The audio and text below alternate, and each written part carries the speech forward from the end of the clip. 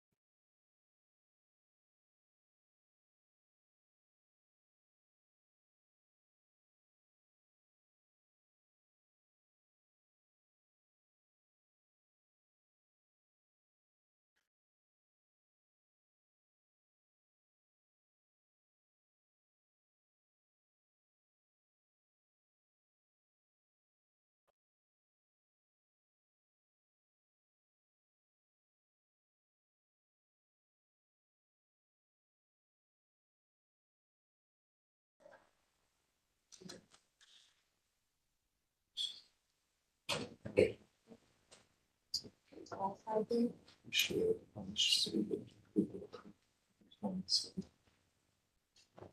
I'm gonna do it once whenever you're ready.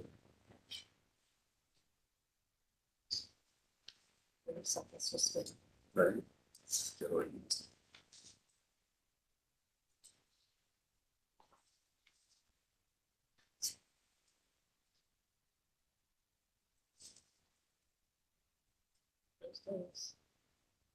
Did you bring me?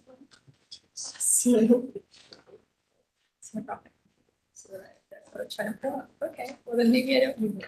I'll keep it here then. All right.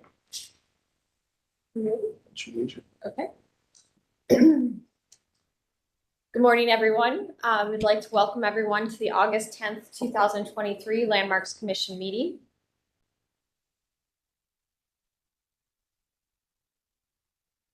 In compliance with notification requirements of Ohio Open Meeting Law and Section 101.021 of the Codified Ordinance of Cleveland, Ohio, 1976, notice of this meeting has been publicly posted. All boards and commissions under the purview of the City Planning Department conducts its meetings according to Robert's Rules of Order. Actions during the meeting will be taken by roll call vote. Recusal from any case due to a conflict of interest should be stated for the record prior to the beginning of the presentation. In order to ensure that everyone participating in the meeting has the opportunity to be heard, virtual attendees will use the raised hand feature before asking a question or making a comment. The raised hand feature can be found in the participants panel on the desktop and mobile version and activated by clicking the hand icon. Please wait for the chair or facilitator to recognize you and be sure to select unmute and announce yourself before you speak. When finished speaking, please lower your hand by clicking the raised hand icon again and muting your microphone. Call-in users can unmute by using *6. All meeting activities are being recorded via the WebEx platform. These proceedings are also being live streamed via YouTube.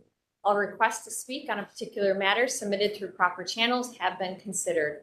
The proper channels for comments are sending an email to the landmarks at clevelandohio.gov email address with your comment or a letter, calling and or leaving a message at 216-664-2532, or sending a letter or dropping off comments at City Hall located at 601 Lakeside Avenue, Suite 519. Communications with members of this body must follow these proper channels for consideration. Any comments received by the stated deadlines are collected by Landmark staff and disseminated to the commission members prior to the scheduled meeting.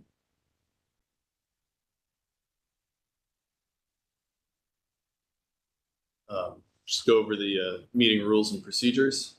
The chair will call each agenda item, and then each applicant will be invited to proceed through their presentation.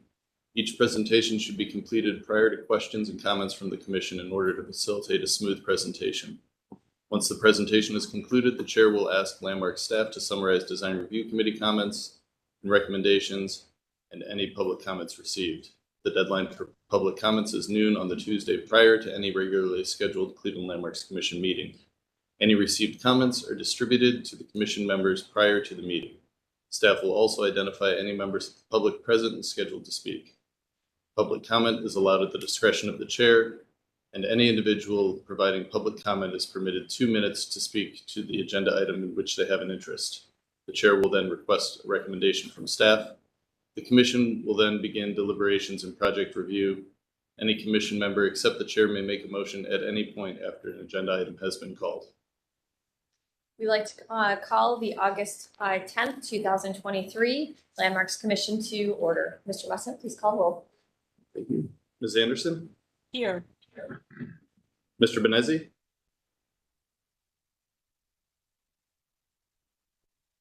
See him on there, but Mr. Benezzi? All right, Mr. Dreyer? Here. Mr. Edmond? Here. Councilmember Gray? Director Wong? Here. Mr. Sambry? Here. Mr. Strickland? Here. Mr. Trosick? Here. Dr. Williams? Here. And Ms. Trott. Here. Madam Chair, we have a quorum. In addition to the commission members, I believe we have Kevin Roberts joining us from the Law Department, and as well as Jessica Beam, Carl Brunges, and myself from the Landmarks Office. And just one quick note, there is one change to the agenda. Case 23077, Sacred Heart of Jesus School at Hope Academy, was removed from the agenda earlier this week. Amended agendas were sent out on Tuesday, but if anyone is here for case 23077, we will not be hearing that agenda item today. Excellent. Well, then we will start with our certificates of appropriateness. We'll begin with our first applicant, located at 770 Martin Luther King Drive, the Serbian Cultural Gardens. Welcome in person. Madam Chair, I have an introduction prior to this presentation. Landmark staff was contacted by the mayor's office regarding work being completed in the Cleveland Cultural Gardens without appropriate design review or permit applications. As part of our investigation, we found that there were several gardens that had not met the appropriate requirements. Serbian Garden has a new proposal for the garden, but in our conversations, it was discovered that beyond the initial garden plan, no reviews. We're here today to make sure that we have proper procedures completed. Mr. Kasky, thank you, I'm butchering that again, I apologize, has been diligent in gathering the information of the installations in the Serbian Garden for this presentation, and we would like to thank him for working with staff to complete this process. And with that, I will turn this over to him for his presentation. So, thank you. Welcome. Welcome. So your presentation should be on the screen. Carl, can you use the clicker?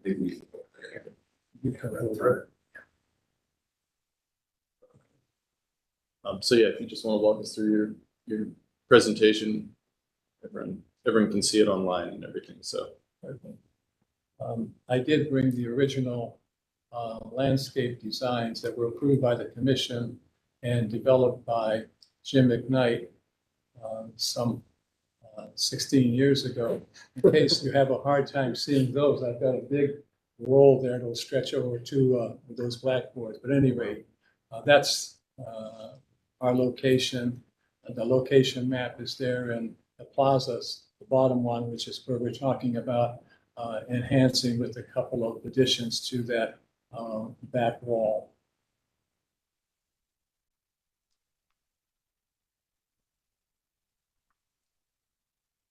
If I may, Mr. Chairman, I just wanted to take the opportunity to personally thank the Landmark Commission for the opportunity to come before you to properly get the approval for what we're trying to do at the garden. And, I know at the time that this process started, I was asked to provide some context, and I'll just briefly give you the context, and that is that in 1932, some 40 years before there was a Landmarks Commission, the Slovenians created the garden. And towards the end of the 1930s, they took in the Croatians and the Serbians, and it became the Yugoslav Gardens, which had existed until the late 1990s when Yugoslavia fell apart. And at that time, the Serbians and Croatians were out of the garden. It was retained by the Slovenians. And at that time, I was still publisher, president, and CEO of the Plain Dealer. And I took the initiative to raise the initial funds for a landscape design for the gardens, and had it submitted before the Landmarks Commission in 2007. And over the last 15, 16 years, we've been able to put in 9 busts in addition to the first 3 that were approved. And again, we've tried to make the gardens one of the most beautiful gardens there, and with an investment of over $500,000 with these different busts that we put into the garden.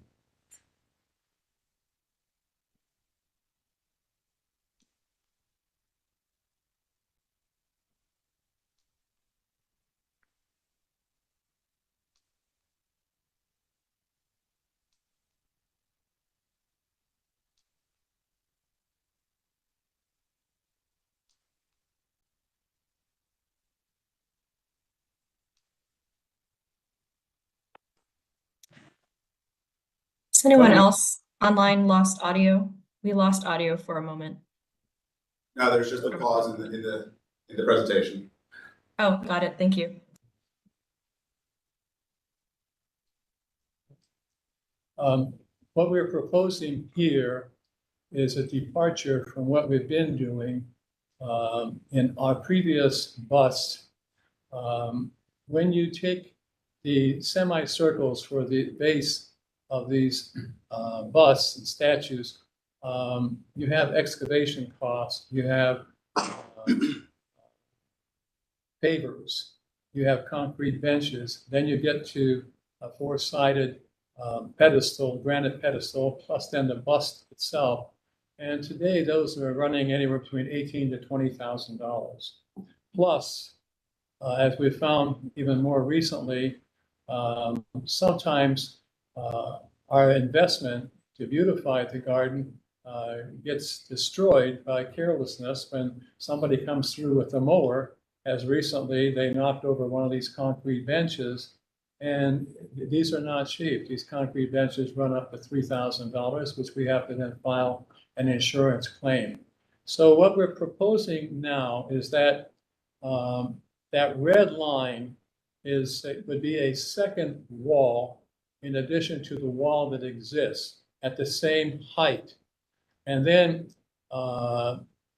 slightly to the right and left of the current icon of our patron saint, we would propose this time to put a 2-foot by 4-foot high granite slab that would just have at the top of it the bronze face of the figure, and then a couple of sentences below that face. And this would be much more cost efficient. We're looking at putting one on each side of the existing icon there this year, and then we'll see in subsequent years, maybe we would add a third and fourth, possibly in the 3 or 4 years, a fifth and sixth. But we're talking about a 1-foot high concrete wall in back of the wall that's there. And to give you maybe a better visual, I don't know how many of you are all so young. I don't know how many of you remember Bill Denahan, the former safety director for the city of Cleveland. He was also an artist. And Bill Denahan, before he died, he did this drawing. But you can see here, this back basically represents the back wall plaza. And the icon is there now. And what we're proposing then is to have a 2 by 4 foot high granite this way and this way with the face in bronze, and then a couple of lines describing who it is. So that's really what we're talking about today. Carl, a little bit over the. At home. That's okay.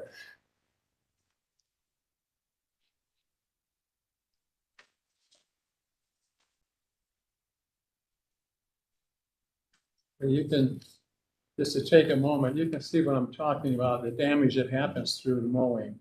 I mean, no one claims responsibility for it, obviously, but that's just one of the things that you're up against. So we're looking at doing things possibly a slightly different way. All right. Any other, is that the conclusion of your presentation, or is there anything I else? think so. That's an example. We have 2 that we're proposing to put in. Jovan Zvijic, who was a former head of the Serbian Royal Academy of Sciences and also rector of the University of Belgrade. And the other one is Judge George Fisher. Judge George Fisher was also known as George in Serbian, Šagić. And he was the first Serbian immigrant who arrived in Philadelphia in 1804, I believe, or 1814. But he was a diplomat and had quite a colorful career. But from the time he came to the United States, he was a very big opponent of slavery, so forth. But those are the first 2 in this new configuration that we're talking about.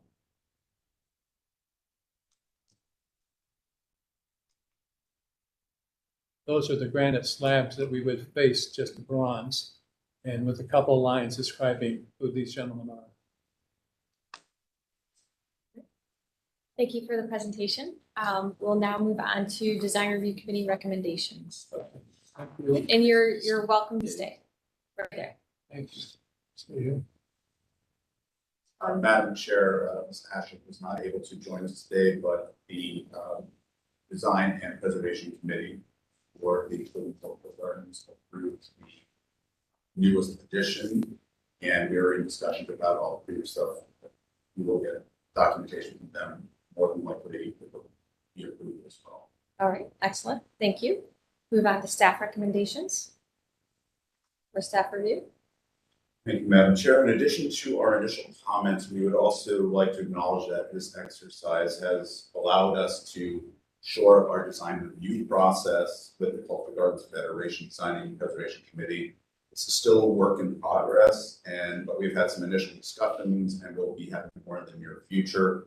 Our goal is to bring the design review of Cultural Gardens in line with our current existing design review committee process and to further educate and reinforce the city's requirements for installations in the cultural gardens. Some additional context photos here of the gardens that I took while I was out on the site visit. I did observe the damage that is being quoted here, and as mentioned, it is most likely caused due to the lawnmowers, although it can't be confirmed. No one saw it, and accidents happen. Had this been an act of vandalism, the damage would have probably been more widespread. So it means more towards a lone accident. Staff supports the retroactive approval of the items already installed and approval of the installation. Excellent. All right, thank you. Then we will move on and open the floor to the commission for questions and comments. Who would like to start us off?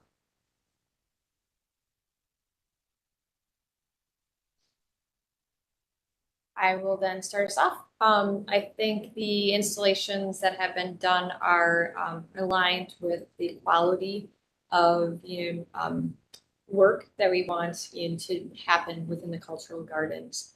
And I appreciate you bringing everything here so that we can align our process and get it formally approved so that others are also held to the same standards. I don't have an issue with the proposal of new work also. So I support the approval of this project. Others from the commissions with questions or comments? Mr. Strickland?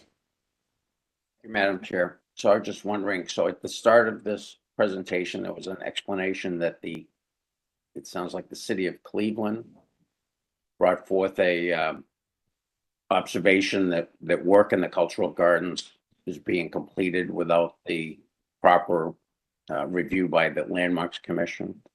And I just wondered if the Federation has expressed the concern or a recognition that work is being done in the gardens without the formal process. I was surprised that the Federation didn't bring the concerns forward and it was someone else in the city administration. And I wondered if the Federation has suggested possible, solutions so that they could be more proactive in recognizing work that did not get the proper approvals prior to being started in the gardens. Mr. Strickland, we are working with. They have acknowledged that they were actually instrumental in identifying other items that had not gone through the proper process or gotten their approvals.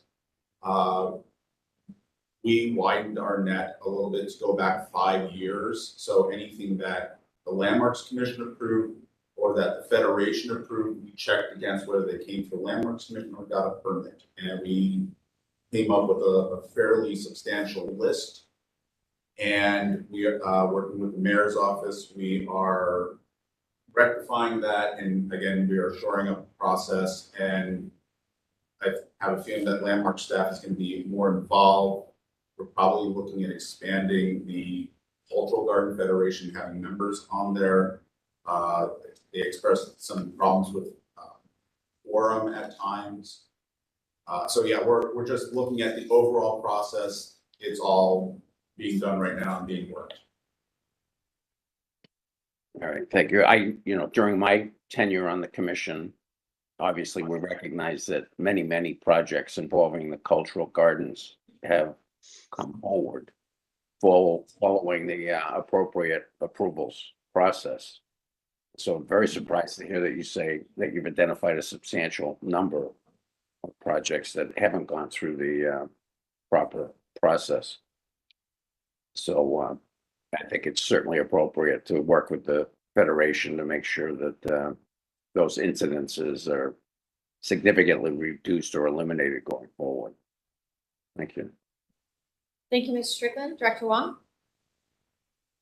I mostly wanted to add that it is a really important thing that the SPOTty review all of the submissions. Mostly, the mayor's office was made aware because of certain installations that had a level of cultural sensitivity to them and were political in nature. Because this is a gardens full of many nations and many ethnicities and people from around the world, I think it's really important to make sure that there is a really solid process of review so that there are appropriate installations in the garden. Thank you. Thank you, Director Wong. Mr. Edmond? Thank you, Madam Chair. I just need a little clarification on exactly what we're being asked to approve today. So there's the concrete wall, which will be behind the marble benches. There's that, and then there are two bronzes, and then then at the last page there's the black granite flat slab. Do I understand correctly that the on top of the concrete wall would be the low granite slab and then the bronze, or what exactly is the configuration of all these elements?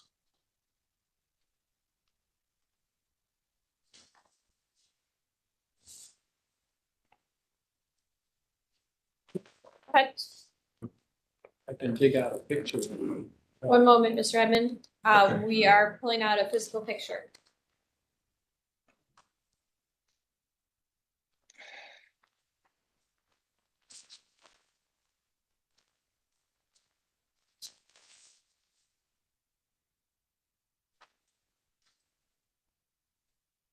While we're waiting, Carl, if I could just say, Basically, it's a little bit difficult for me to hear you. but Is it's it, hand drawn.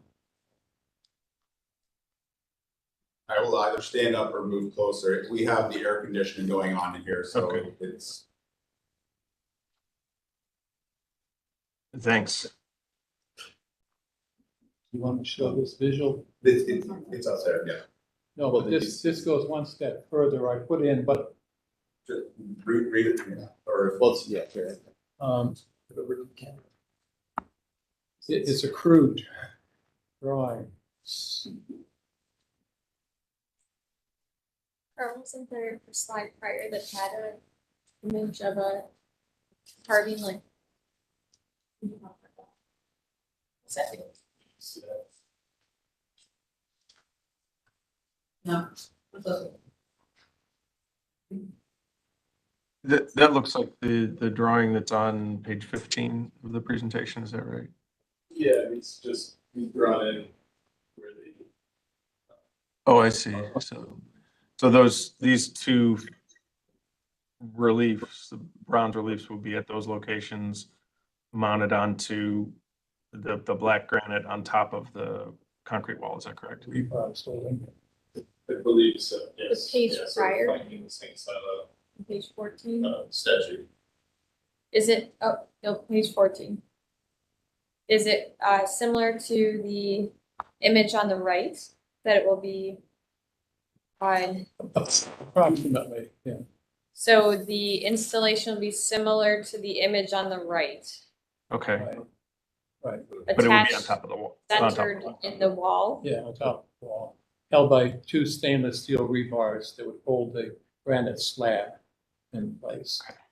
Like I said, with the bronze face mounted at the top and a sentence or two describing who the person is. Thanks, that's very helpful. My only comment then would be, I think that the finishing and the color of that concrete wall is going to be really important for its sort of fitting next to that bench and everything. So if you use a white cement mix and it's nicely finished, I think that would be appropriate, but I think the finish is going to be really important. Thank you. Thank you, Mr. Edmond. Other questions or comments from the commission? Not, would someone like to make a motion?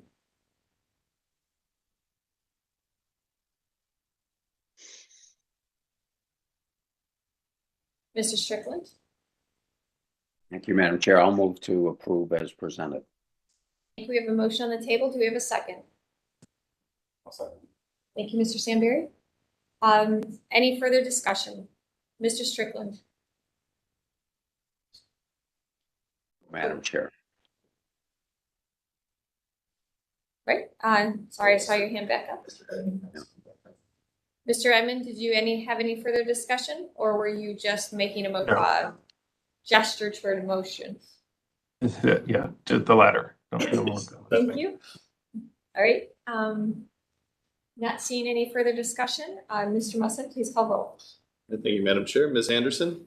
Yes. Mr. Benezi? Yes. Mr. Dryer? Yes. Mr. Edmond? Yes. Councilmember Gray? Director Wong? Yes. Mr. Samberry? Yes. Mr. Strickland? Yeah. Mr. Trostic? Yes.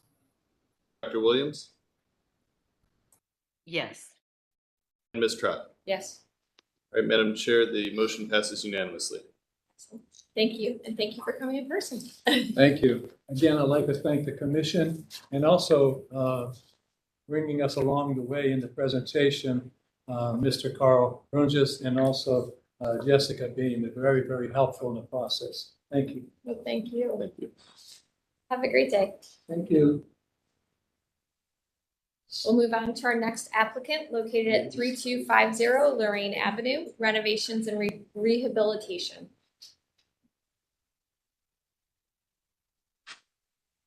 Good morning, everybody, and thank you so much for your time here.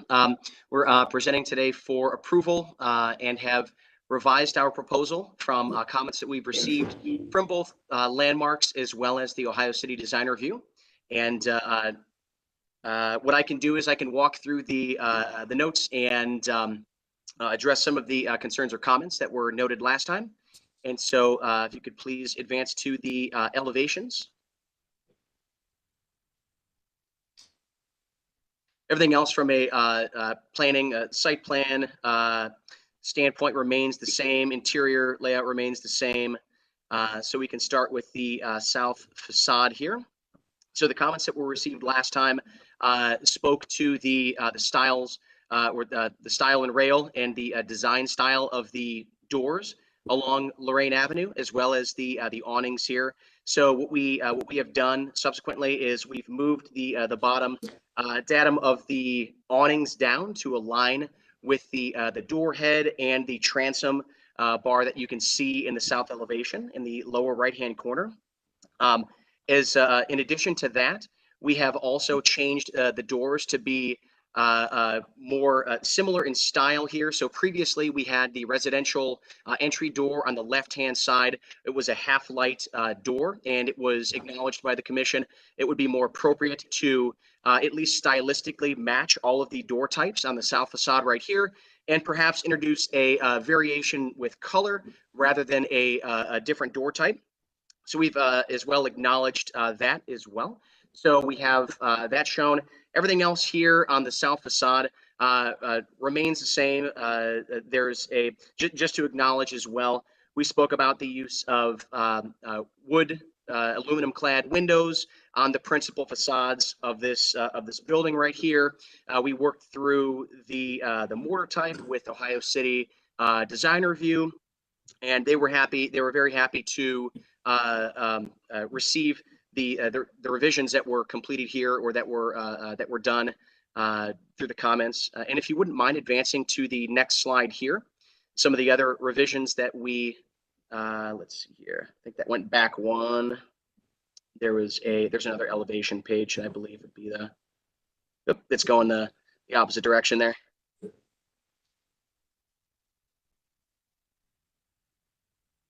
If you wouldn't mind advancing one more slide, please. There we are. So on the west facade of the building right here, some comments were picked up in the last meeting that we spoke about the removal of some of the there's an existing signage, old frame, as well as a satellite dish on the west facade. It was our intention to remove those, but we want to just reflect that on the with the design here. Also, there is a small section you kind of see towards the middle of the building where old T111 siding is going to be removed and replaced with cementitious siding and trim, which is also being used on the principal facade along the south. And this has also been colorized for reference as well. The last time that we spoke about the view of the west facade from the street and from the parking lot. It was discussed with the Landmarks Commission that this could remain as vinyl siding. Currently, it's white vinyl siding. We were initially proposing a vinyl siding that was going to be color matched and be more appropriate with the warm tones of the yellow brick along the south facade. But in subsequent conversations with the owner, they are willing to take the hardy plank siding and wrap it around the rear of the building as well. So that's the only decision and approval was only made within the past 48 hours. So we didn't have time to incorporate that into the presentation here.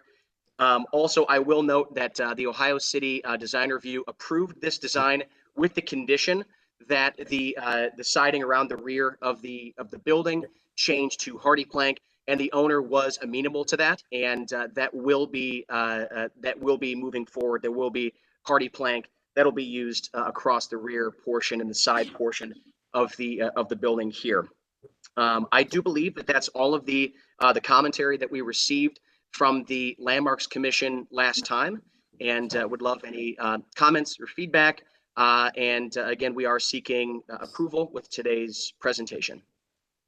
Excellent. Thank you for the presentation. We will then move on to Ohio City Design Review Committee recommendations. All right, thank you, Madam Chair. The applicant was responsive to the Ohio City Design Review Committee and Landmarks Commission's feedback from their conceptual review of this project. As Jason stated, the committee voted to recommend approval of this project with the condition that when the vinyl in the rear of the property is removed, it be replaced with an alternate material. They've changed that to hardy board, so their presentation is in keeping with the recommended approval of the Ohio City Design Review Committee. Thank you. Landmark staff review. Thank you, Madam Chair. Hopefully you're going to hear me better now. The new change to the hardy plank is in line with, so we are in support of the project as presented. Thank you. Excellent. Thank you. We'll then open up the floor to the commission for questions and comments.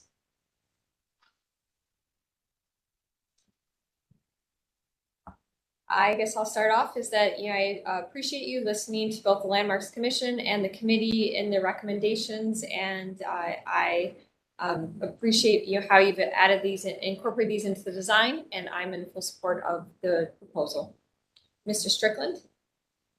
Thank you, Madam Chair. Yeah, I would echo those comments. That was exactly what I was going to express. So I appreciate the applicant listening to the comments from Design Review and Landmarks and making the appropriate adjustments.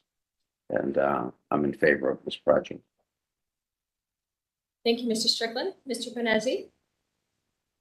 Thank you, Madam Chair. Sorry, we won't have my face today. My computer isn't quite working, so I switched to my phone. But considering that a lot of those comments came from me last time, I just wanted to express my gratitude in seeing the changes made. It's not often that I hear of owners increasing the value of their cladding materials, so that's always a positive. But otherwise, I'm very excited to see this project go forward. So very good. Thank you, Madam Chair. Thank you, Mr. Panezzi. Any further questions or comments from commission? Would someone like to put forward a motion? I move that we approve it as presented. Thank you, Ms. Anderson. Your connection did break out a little bit, so I am going to just repeat that you move to approve as presented. Is that correct? Yes, it is. Thank you, Ms. Anderson. So we have a motion. Do we have a second? This is John. Second. Beat me to it. Right, Mr. Dryer. Sounds like Mr. Dryer was a second. Thank you, Mr. Dryer. Any further discussion? Mr. Edmond, I see your hand up. Thank you, Madam Chair. I would like to recommend that we add the note about the composite siding, since that's not actually in the presentation as part of the motion. Thank you. Thank you for catching that. Ms. Sanderson? Yes, I will amend my motion to include the composite siding on the rear of the building. Thank you, Mr. Dryer. Do you support that addition? Yes. All right, so thank you, Mr. Edmond. We'll incorporate that as a condition. Any further discussion? Great, not seeing anything. Mr. Muslim, please call roll. All right, Ms. Anderson, Mr. Benezi, Yes. Mr. Dryer, Yes. Mr. Edmond, Yes. Councilmember Gray, Yes. Director Wong, Yes. Mr. Sambry, Yes. Mr. Strickland, Yes. Mr. Trostic, Yes. Dr. Williams, Yes. and Ms. Trott. Yes, Madam Chair, the motion passes unanimously. excellent. Thank you. We look forward to seeing your project move forward. Thanks very much. Have a great day. Thank you. You too. We'll move on to our next applicant located 1916 West 44th Street, the Bisbee Residence Solar Panel Installation.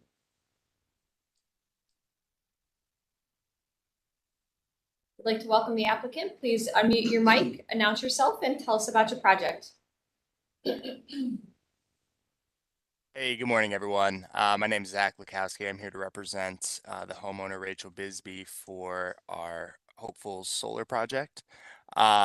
We plan on installing 14 modules.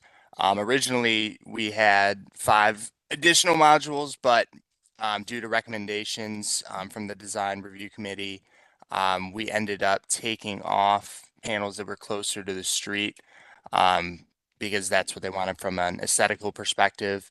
And then since our second meeting last week, they left us with recommendations to see if we could move the one panel that's the most eastern panel, so the one that kind of makes the rightmost array not symmetrical, to the center of the upper roof, the more western roof towards the middle. But we just confirmed this week that that panel won't fit there, so we had to leave the array as is.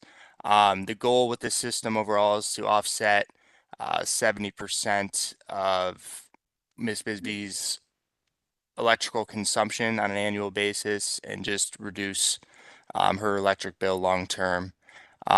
With that, I will take any questions about the project. This is my first time on this meeting, so I'm not exactly sure everything you guys are looking for, but I'd happily answer any questions or take any feedback. Okay, excellent. Thank you. I think staff is going through your presentation for us so we can see the full presentation. We'll then move on to design review committee recommendations. Thank you, Madam Chair. This project was reviewed by the Ohio City Design Review Committee on July 6th and August 3rd. They were tabled in July to return the panel set back further from the front of the home and to eliminate a missing tube appearance with the configuration. They returned in August with adjusted plans that reconfigured the panels as we saw them today, which is set back. And the committee recommended approval of the new plans with the condition for a revised configuration or adjustment to remove the gap caused by the roof venting, which was mentioned in the presentation. Thank you for that summary. Landmark staff review. All right, thank you, Madam Chair. Landmark staff is in the process of developing some guidelines for the installation of solar panels in our historic districts. Our hope is that we can create some clear design standards that would allow for Landmark staff to administratively approve a lot of solar panel projects when an applicant can fall within compliance with these guidelines. Once we have something drafted, we'll bring it to the commission and ask that it be adopted as policy. That being said, we do not have any guidelines in place at this time, so every solar panel project we receive has ended up going through the design review process, unless it's on the rear of the property or a flat roof, making it invisible from the right of way. Our opinion in this instance is that the solar panels are appropriate for this project or this property. The applicant has made significant changes to the proposal, moving half of the panels to the rear roof. We're left with a bit of a sawtooth from the first panels of those easternmost ones that Zach was referring to. Since it doesn't have a pair, the roof vent won't allow it. So it kind of just hangs out there alone. It's not ideal, as we'd like a clean, clear lines that kind of blend in with the architecture of the roof better. But staff feels that this is an appropriate solution for this case. So staff recommends approval as presented. Excellent, thank you. We'll then open up the floor to the commission for questions and comments.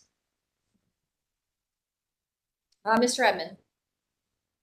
Thank you, Madam Chair. Yeah, I certainly appreciate where that sentiment is coming from in terms of the panels not being too close to the facade or too visible. I personally would actually prefer to have them visible and have the full extent as a as a visible effort at conservation. Although, like I said, I understand the preservation of that facade look. So I support the proposal as presented. Thank you. Thank you, Mr. Edmond. Ms. Anderson. Thank you, Madam Chair. These panels are on the southern facing roof, correct? That is correct. And the street, West 44th, is a one-way street with the traffic going to the south. So I would think that for the most part, people aren't really going to see those panels, at least, commuting down that street. That's my first comment. So that makes me feel pretty comfortable with them. And solar panels are something that can be reversed. So if the technology changes and they start making them smaller or whatever, it would be more in compliance for what we want to see visually in a historic district. But that said, I think an effort to maintain energy conservation is something that we need to support, and I am supporting this project. Thank you, Ms. Anderson. And other questions and comments from the commission? Mr. Sandberg? To Zach, I was wondering if you investigated placing any panels on the rear shed portion of the roof. It looks like in that photo, the sun is visible. The sun will touch that roof the majority of the day. You mean the westmost roof that's flat? Correct. Yep. Yeah, we explored it. It's just not very viable. If it were the same height as the peak of the higher roof there that's next to it, it would be a lot more viable. But there's a tree that you can't really see to the southwest in the yard. And you combine that with the inner roof shading. So when the sun goes from east to west, the house is going to be shading that lower roof most of the day. And then by the time you get to the late afternoon, that tree that's in I don't even know if there's a way you can see it on these pictures, but it's to the southwest. Might even be in the neighbor's yard, but it's a big tree. And just the combination, our LiDAR technology, we tried to put panels there, and it just would be more or less like putting them on the north roof. They just wouldn't be as productive and as efficient. Thank you. Thank you, Mr. Sandberg. My feedback is similar to Ms. Anderson. I think because this is a southern facing roof, Although I don't like the sawtooth, I think it's, there's a case that, we cannot eliminate it and meet our requirements to push them back from the street. And because of the direction of the traffic on this road, I think it'll be less visible than on other streets. So I am in support of the project as presented. Other questions or comments from the commission? Would someone like to put forward a motion? Mr. Edmond. Move that the project be approved as presented. Thank you, Mr. Edmond. Do we have a second? Second that. Thank you, Ms. Anderson. Any further discussion? Not seeing any. Mr. Musser, please call roll. Thank you, Madam Chair. Ms. Anderson, Yes. Mr. Benezi, Yes. Mr. Dryer, Yes. Mr. Edmond, Yes. Councilmember Gray, Director Wong, Yes. Mr. Sandberg, Yes. Mr. Strickland, Yes.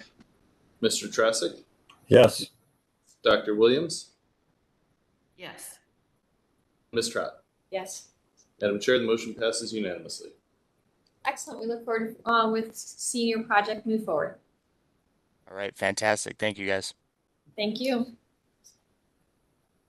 We'll move on to our next applicant, located at 4129 Superior Avenue, East Preparatory Academy, sign installation.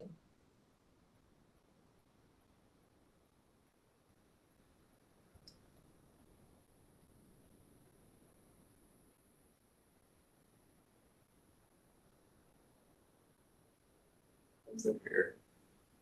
It does not look like we have someone representing this case, so we will continue forward and return back for this case. We'll move on to our next applicant, located 1133 West 9th Street, Water Street Condos, wall mural installation.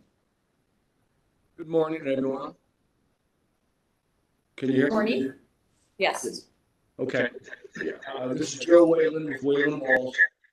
We are proposing a wall mural sign at 1133 West 9th Street. We believe this sign meets the criteria for the Cleveland sign wall mural code. And I can answer any questions you may have.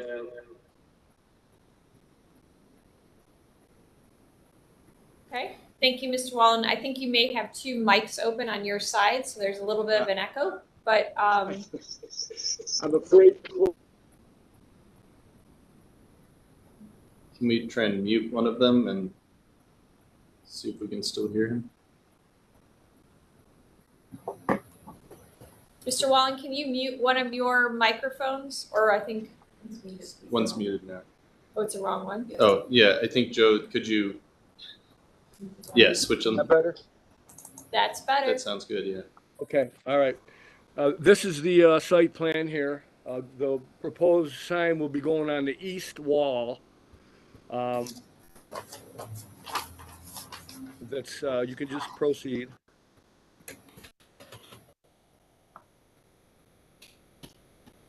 That's an old picture. It doesn't look like that now. I wanted to take that out, but that's okay. If you can keep rolling. Yeah, there's the proposed sign. You can see if you have any questions about anything on it. We got lights. They're shining up, but we could put them shining down. The design review kind of requested that, but that's not a problem. That is the fastening system we're going to be using. It's a clip system that's you could see the clips right there. Makes for an easy change out if you have to change out the sign often. Those are the details on the clip. We'll put those into the mortar joints. That was asked to from design review. If we could do that, that's not a problem. You could keep rolling.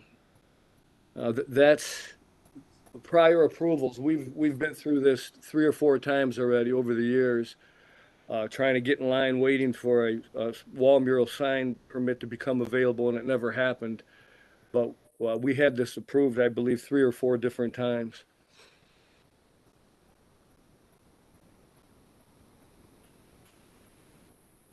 we were in the 1-year waiting list, like I said, 3 or 4 different times, but a permit never became available. So we're just reapplying now. If and when one does become available, we're just trying to get in position.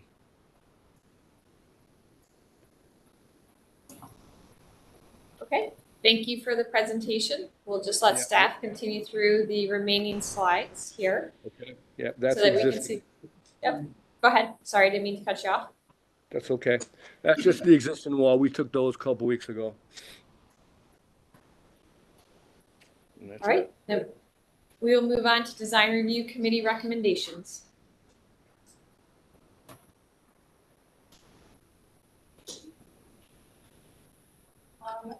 As noted, this project was reviewed by the Historic Gateway and Warehouse District's Design Review Committee on July 19th. They recommended approval and mentioned the addition of downlighting, installation into mortar joints, and to not be required to adhere to the 80% coverage rule.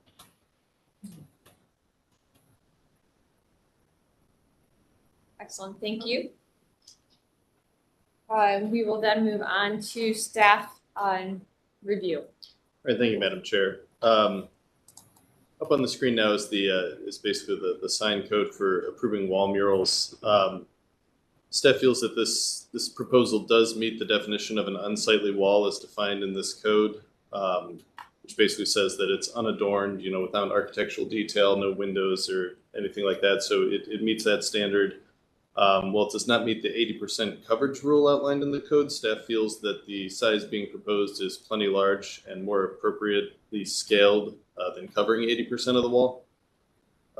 Additionally, we feel that a little breathing room could be added around the edges of the wall mural. I believe the code says it's supposed to come within, like 3 inches of the outer wall. But staff feels that if this was moved in a couple feet, would give it some breathing room if the applicant's willing to do that.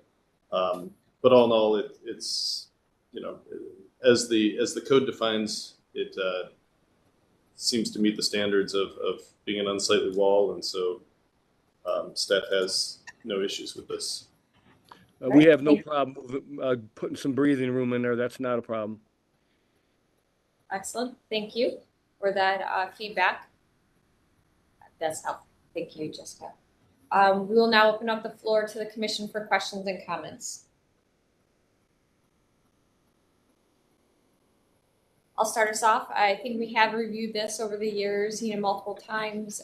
I do agree with staff's feedback that I would support at least 12 to 18 inches on all sides. So revising the 6 inches or increasing the 6 inches up to at least 12 to 18 inches minimum on the top and north side of, or on all sides, I'll say.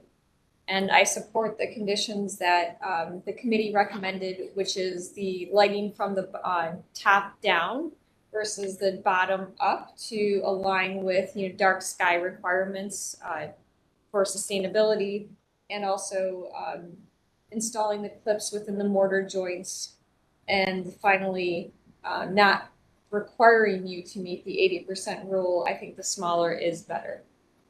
Okay. We can do all that. All right, thank you. I appreciate that feedback. Other questions or comments from the commission?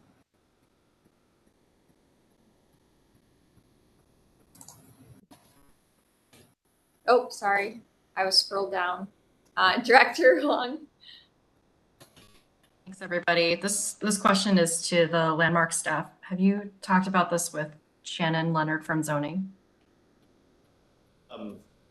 Yes, Director, we have. She shared with us her comments, basically that a lot of detail here, but basically, aside from the smaller display size, less than 80% of the total area of the wall can be approved if the smaller sign is required by Landmark. So she saw no issues with this. I just think in any motion that's made, it should be specific that we're recommending variance to the 80% and the kind of outer edge limit rule. But yeah, no issues on her end. Great, thank you. All right, thank you, Director Wong. Ms. Anderson. Thank you, Madam Chair. I agree with staff's recommendation.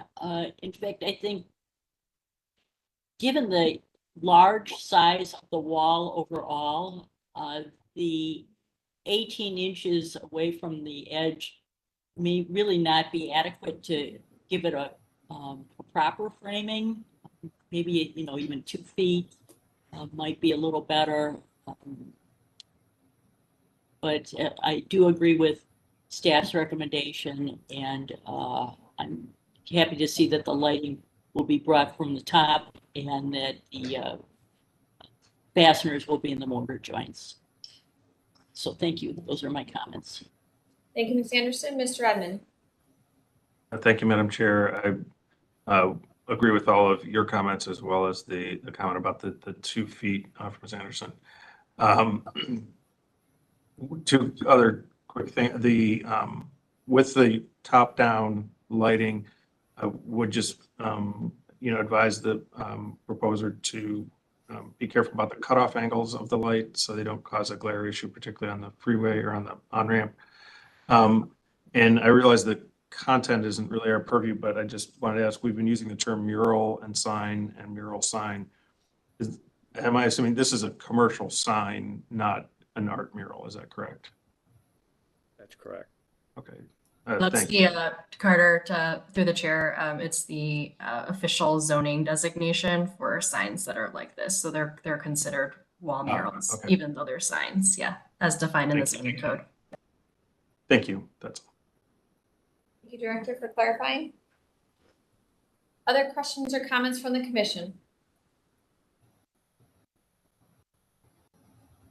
Would someone like to put forward a motion?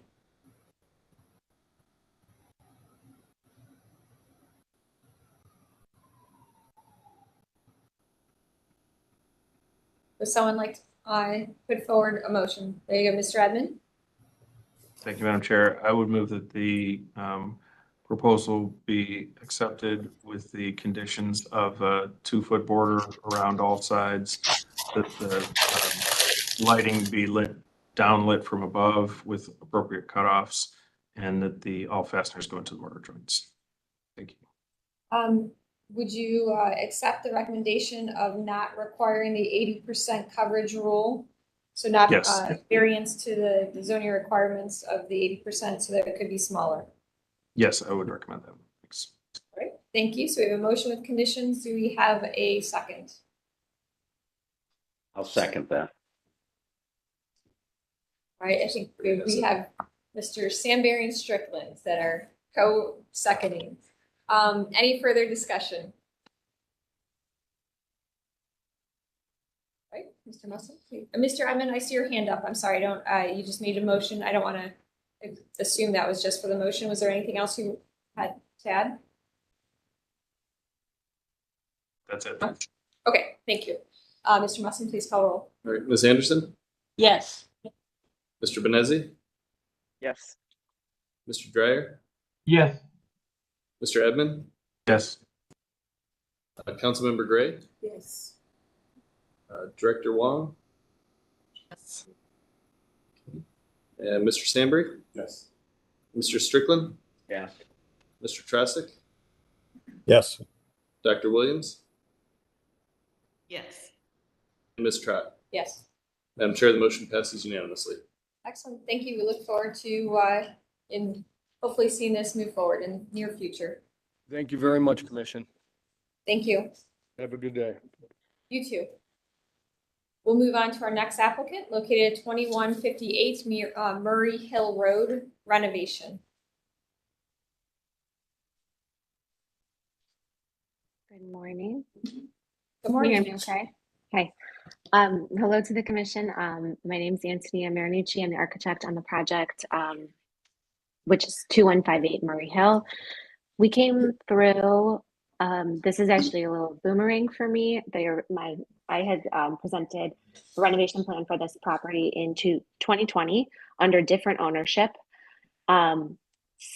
there was an active permit under that ownership. They had completed a portion of the work on this property and then sold it again.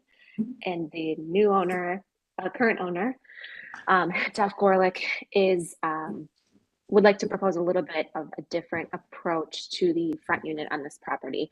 So we are here seeking approval for his aspiration for the property. So there, this is on Murray Hill in Little Italy. There are kind of like two twin Victorians that look like they're probably late 1800s. The property then, per these Sandbar maps, had gotten a storefront addition, which we feel was probably in that 1925, 1926 range. Due to these maps, you can see the big front massing that was applied in that far rightmost Sandbar map. So that's the era that we feel represents the area of work here. Next slide, please. Excuse me. So this is photos of the existing property, and you can see how that kind of storefront extrusion comes out. This property has functioned as kind of an artist, or functioned as an artist studio for many years, but has been, I think, vacant for quite a bit of time, and there's was significant kind of deterioration, water damage on the interior of the property since at least before my prior clients took ownership. So it's been at least a good amount of time, I think, that's been empty and deteriorating. You can also see the original Victorian turret beyond. Next slide. When we went back to kind of reassociate ourselves with the property, we discovered that there are historic transom windows behind that board and batten application on that front facade, which was an interesting find that we're going to integrate in the proposed plans here. And then the other area that we're proposing an intervention that was previously approved is replacing those 3 very large fixed windows. The previous approval also had included replacing the skylight structure with a more modern roof structure and skylight application. However, Jeff would like to restore this skylight. So that is the aspiration, and this proposal reflects keeping that original skylight and just replacing the 3 windows. Next slide. So looking at our existing and proposed elevations, also included here is Jeff would like to add a handrail to that top balcony above the existing porch. There's a door that leads out there. Currently no handrail. He would like to add a handrail, obviously for safety purposes. So that is also reflected here in this elevation. The storefront itself, we would like to, there's currently like a barrel vault entryway with 2 very long, narrow storefront kind of display areas in that front third of the property. We would like to propose flushing out that front facade so that it's a flush entry, and we can reclaim that space for interiors as is turning it into a rental, like a residential unit, and the floor plan interior space makes a lot more sense, not having kind of like display cases in it. So what we'd like to do though is still keep the feeling of a storefront, as well as keep the arched element of that vaulted entry by proposing a transom over a new front door. And then for flanking those doors, we'd like to restore the historic wood transoms that we found during our reorientation site visit. And then below that, we'd like to frame out like a flat hardy panel, almost reminiscent of a storefront window in scale, but not transparent. So that would be solid for privacy, as this would then, be right at the sidewalk on Murray Hill. And then below that, we would want to maintain the lower transom, the little kind of like knee wall. It's not really a knee wall, but that detail, which is consistent along that vault in the existing facade. So keeping with kind of what is there on the top and bottom, but doing a little bit of our, hopefully sensitive interpretation of what we're doing between. Next slide. And then looking at that side application or facade where the skylight is, this is just showing we're going to switch those 3 large fixed windows to 3 double hung. They're currently just not, they're like a single pane fixed window, and we want them to just go to a operable double hung window. And again, that portion of the work was previously approved in the 2020 design review process and permit. Next slide. For materiality and color scheme, the house was recently painted Sherwin-Williams hardware, so we're working with that. And the client really wanted to aspire to something a little bit more lively in terms of this color scheme, and we were really excited about that. And we proposed a Renwick rose beige and a Rookwood antique gold to provide accent to really give some life to this facade. You'll see we're proposing just a gooseneck black sconce to go over the modified storefront entry, and then aluminum clad wood, white windows. Obviously white's not our first choice, but the rest of the house has white, so we're just going to keep consistent with that. The one comment we did receive from local committee was we had originally proposed just a really simple 2x2 spindle, and they wanted to see a wood turn spindle, so we were happy to integrate that change for this committee. And then it's just a smooth fiberglass entry door with a quarter light, kind of a really simplistic take on, the 1920s sort of craftsman-esque aesthetic that this addition seems to have with the cedar shake. And just a simple hardware, entry hardware.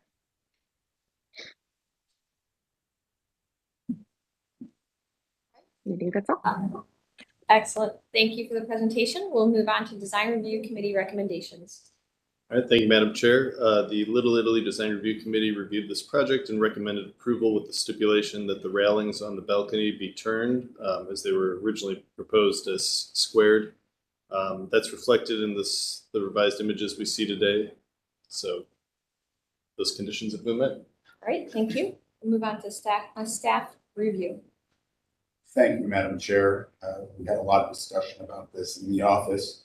If we turn to the Secretary of the Interior Standards, property will be used as it was historically or be given a new use that requires minimal change to its distinctive materials, features, spaces, and spatial relationships, and that the removal of those items that characterize a property should be avoided.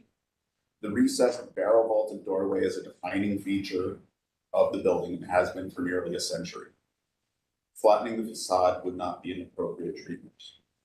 The main panels on the front should be either hardware or a darker color where the glass would have been. The cornices should also be painted in trim color. We felt that there was a conflict between residential and commercial treatments and that the gooseneck lighting would not be appropriate. With the retention of the recessed entryway, alternate lighting solutions should be explored. The gooseneck lighting will be shining in the windows over those 2 bays, as it's shown. All other proposed renovations we felt were appropriate. Thank you. Thank you for that summary. We'll now open up the floor to the commission for questions and comments. Mr. Edmond. Thank you, Madam Chair, and thank you, Carl, for those comments. Yeah, I think there's a real challenge in architectural language when we have these buildings that have previously had a commercial storefront that's been residential for a while, and maybe even have gone back and forth a few times. And we see that around, and particularly in Little Italy, I think. And I think you've gone a long way toward mitigating or walking that balance. But I do think that I don't know that the doorway needs to be recessed the full depth that it is now, but some recess there would do a couple of things. It would keep that tectonics of the facade. It would also provide a little protection when you're going in, getting your key out. And then it would also provide an opportunity for lighting within that niche, which I think would be very gracious. And I agree with Carl's comment about the gooseneck lighting. I think those look very commercial. And they will kind of light the facade in a way that you would light a commercial facade as opposed to residential. So I think bringing that door back, having some lighting within the niche would be a very welcoming but residential feeling gesture. I do agree with the comment about the contrasting trim. I think that would help. I have no objection to the color palette as you have. I don't know that I'd call it a lively palette. I think it's actually fairly subdued.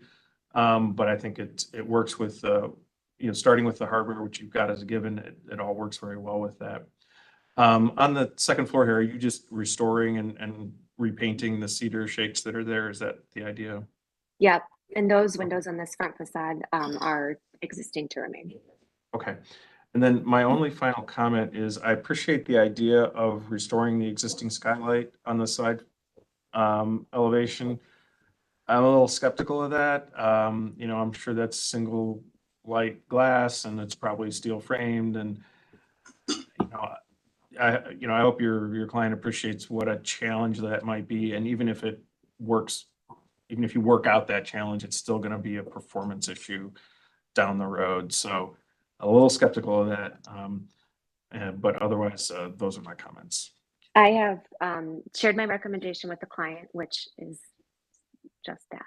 So they, but I also appreciate the willingness to try. So if at some point that plan changes, we will be back to make an adjustment. But they want to give it a go, and I'm happy to see how it turns out. We also did talk about recessing. If fully flush was not going to be the best option, recessing to have that entry opportunity. And I think my client will be agreeable to that, but I will. So it's a well taken point. Thank you. Thank you for that feedback on those comments. Ms. Anderson. Thank you, Madam Chair. I will make this brief because Mr. Edmund made most of my comments here. Overall, I really like a lot of what you're doing here. I do appreciate the turret spindles.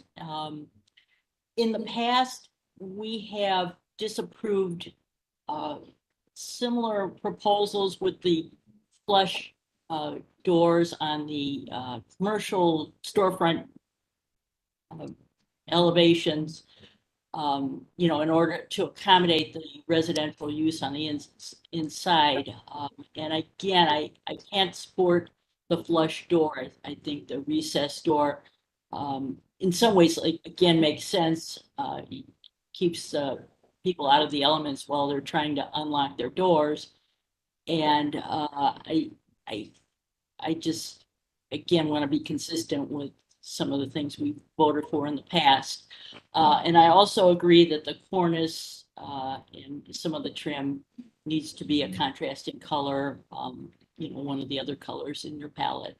So those are my comments. Thank you. Very nice overall. Thank you. Thank you, Ms. Anderson. Mr. Benezzi?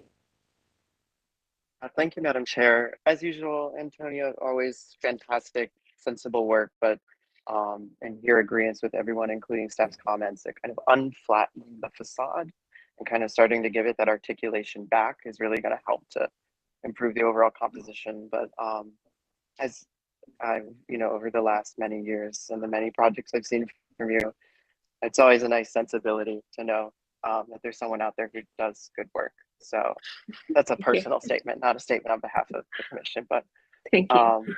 I just want to let you know I'm in support of this, given those kind of tweaks and those kind of finesses, but I know it will come into place.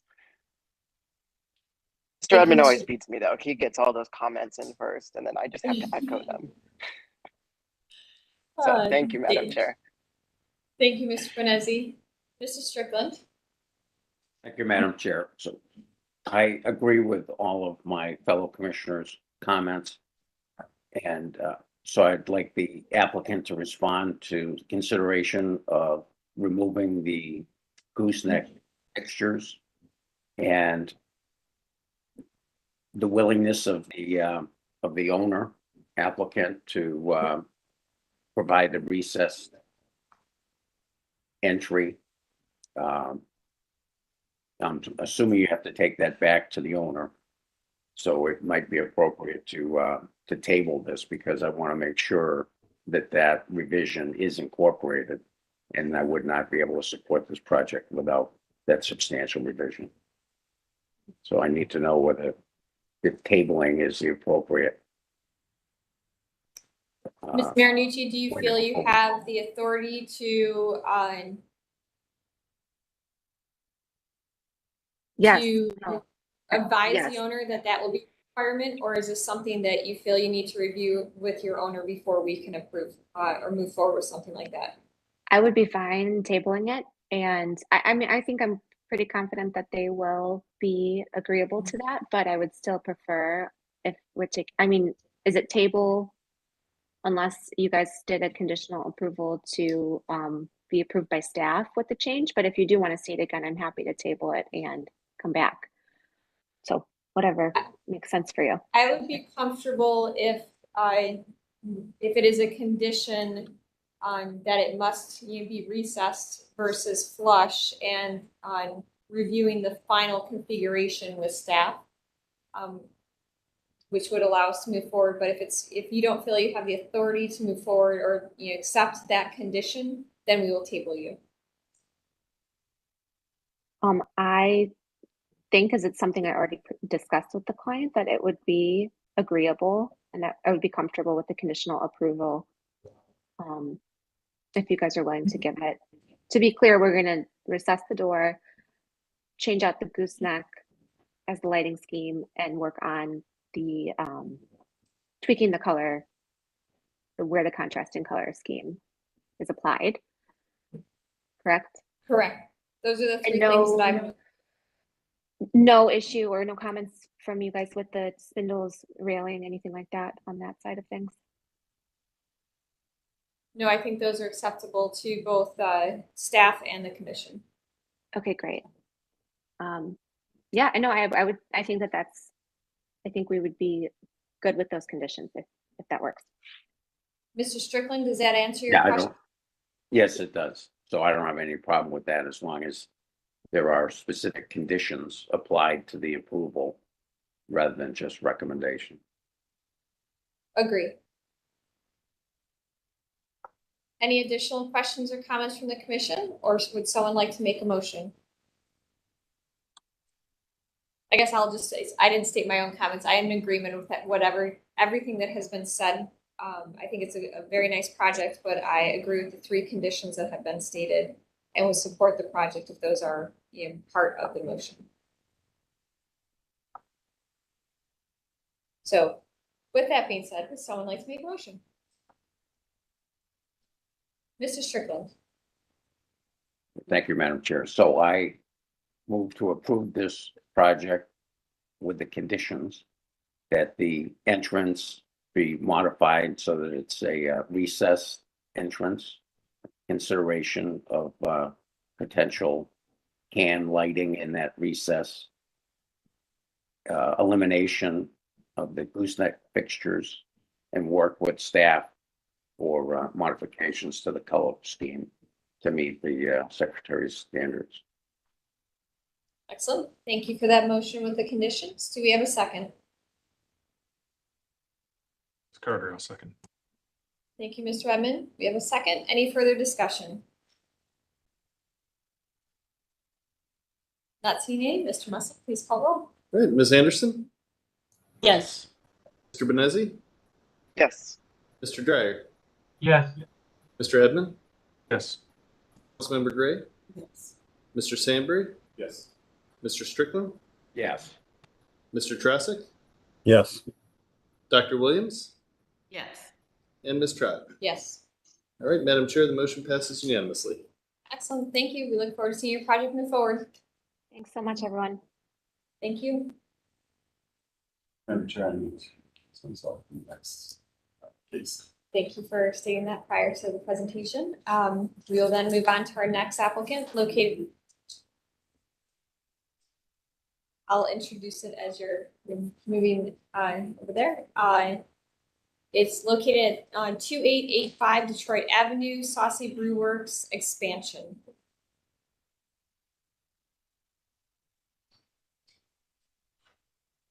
Thank you, Mr. Bonessi. Is the applicant present and would like to tell us about the project? Yeah, this is Steve Jennings with LDA Architects. Good morning. Good morning.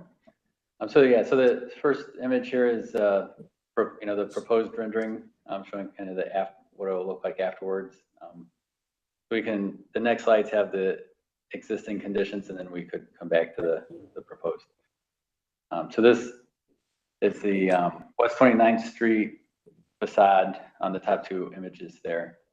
Showing that there's an existing Saucy Brew restaurant on the left side of the building. There was previously a separate tenant on the kind of the last two bays of the building, on which you can see in the top right corner. So it kind of gave a little bit of a disconnected feel to the building. That tenant has moved out, and the Saucy Brew tenant is going to expand to take over the entire building. So our goal is to make this a very cohesive facade, so that it looks like it's all one building, and kind of eliminate the current look where it kind of got chopped off there at the last two bays.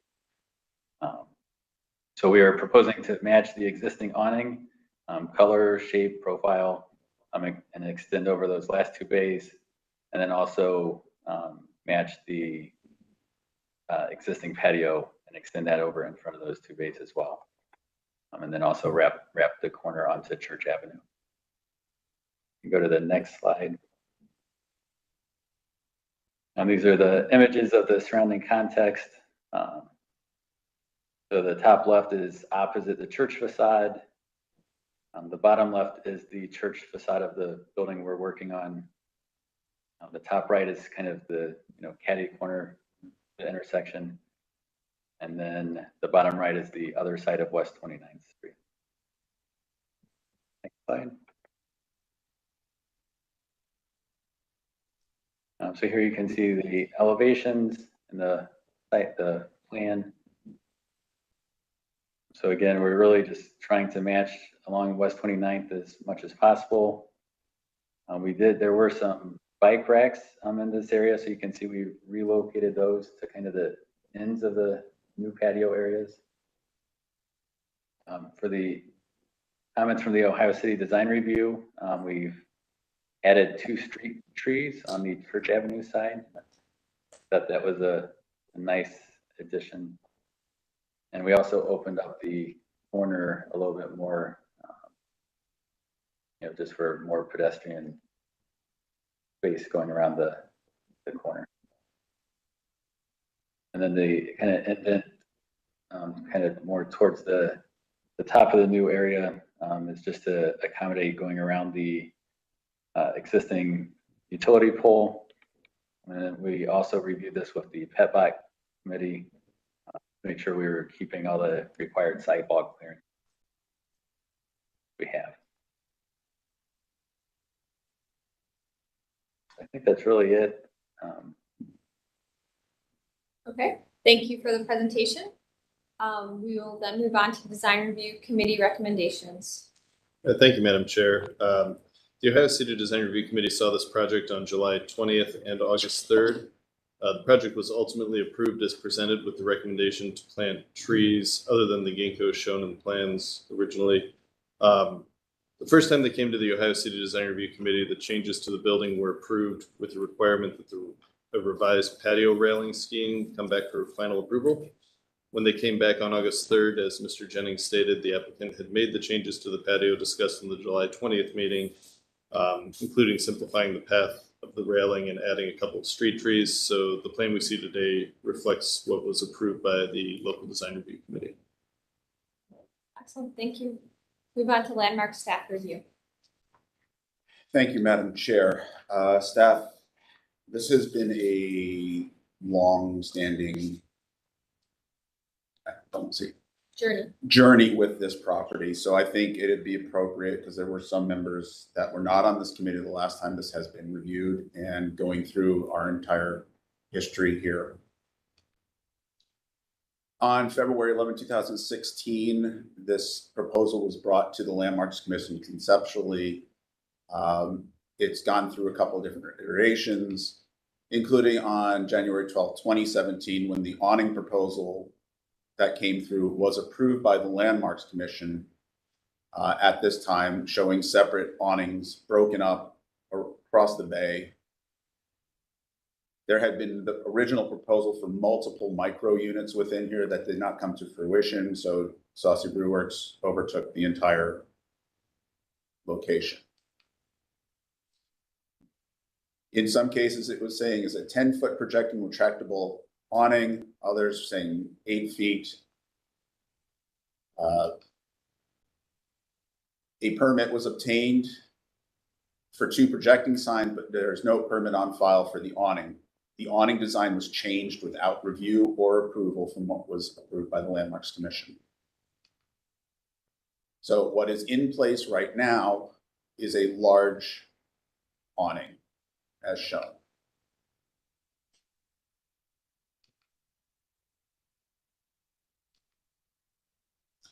When this came to the Landmarks Commission on September 19, 2019, the awning was reviewed by the Commission for Appropriateness. Local Design Review Committee approved it retroactively, but felt the scale was too much. The Commission noted that the current awning deviated from the original plans, but there was no approval granted. Some Commission members were not happy that this happened and that it was too massive and overpowered the building. The Commission found the proposal for the awning was not appropriate and denied the issuance of a certificate of appropriateness unanimously. The Commission was willing to work with the applicant to explore appropriate options to modify or redesign. On March 4th, 2020, a stop work order was issued as there was the awning and patio enclosure without permits.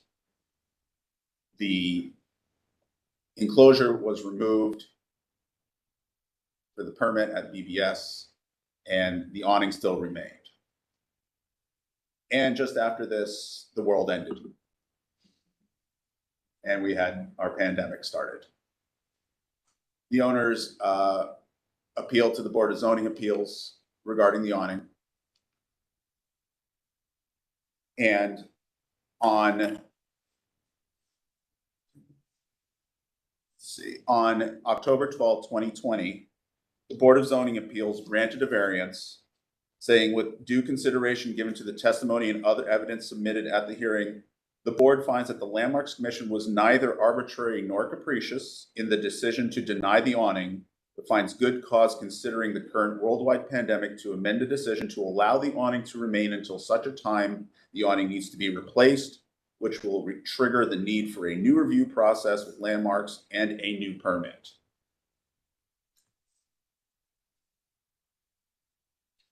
Staff has noted that on the plans that have been submitted, might be difficult. There are actually 6 bike racks that are located on the property, and only 4 are proposed. The site plan does not show the dumpster, which is on the sidewalk as well. You see here on this. Staff's recommendation is to deny the awning addition, to uphold the earlier awning denial, and for this applicant to work with the commission and staff for a more appropriate solution for this facade, whether returning to the originally approved scheme or to develop a new one, and for the applicant to resubmit accurate drawings, including the dumpster area on the church facade. Thank you. Thank you. We will then open up the floor to the commission for questions and comments.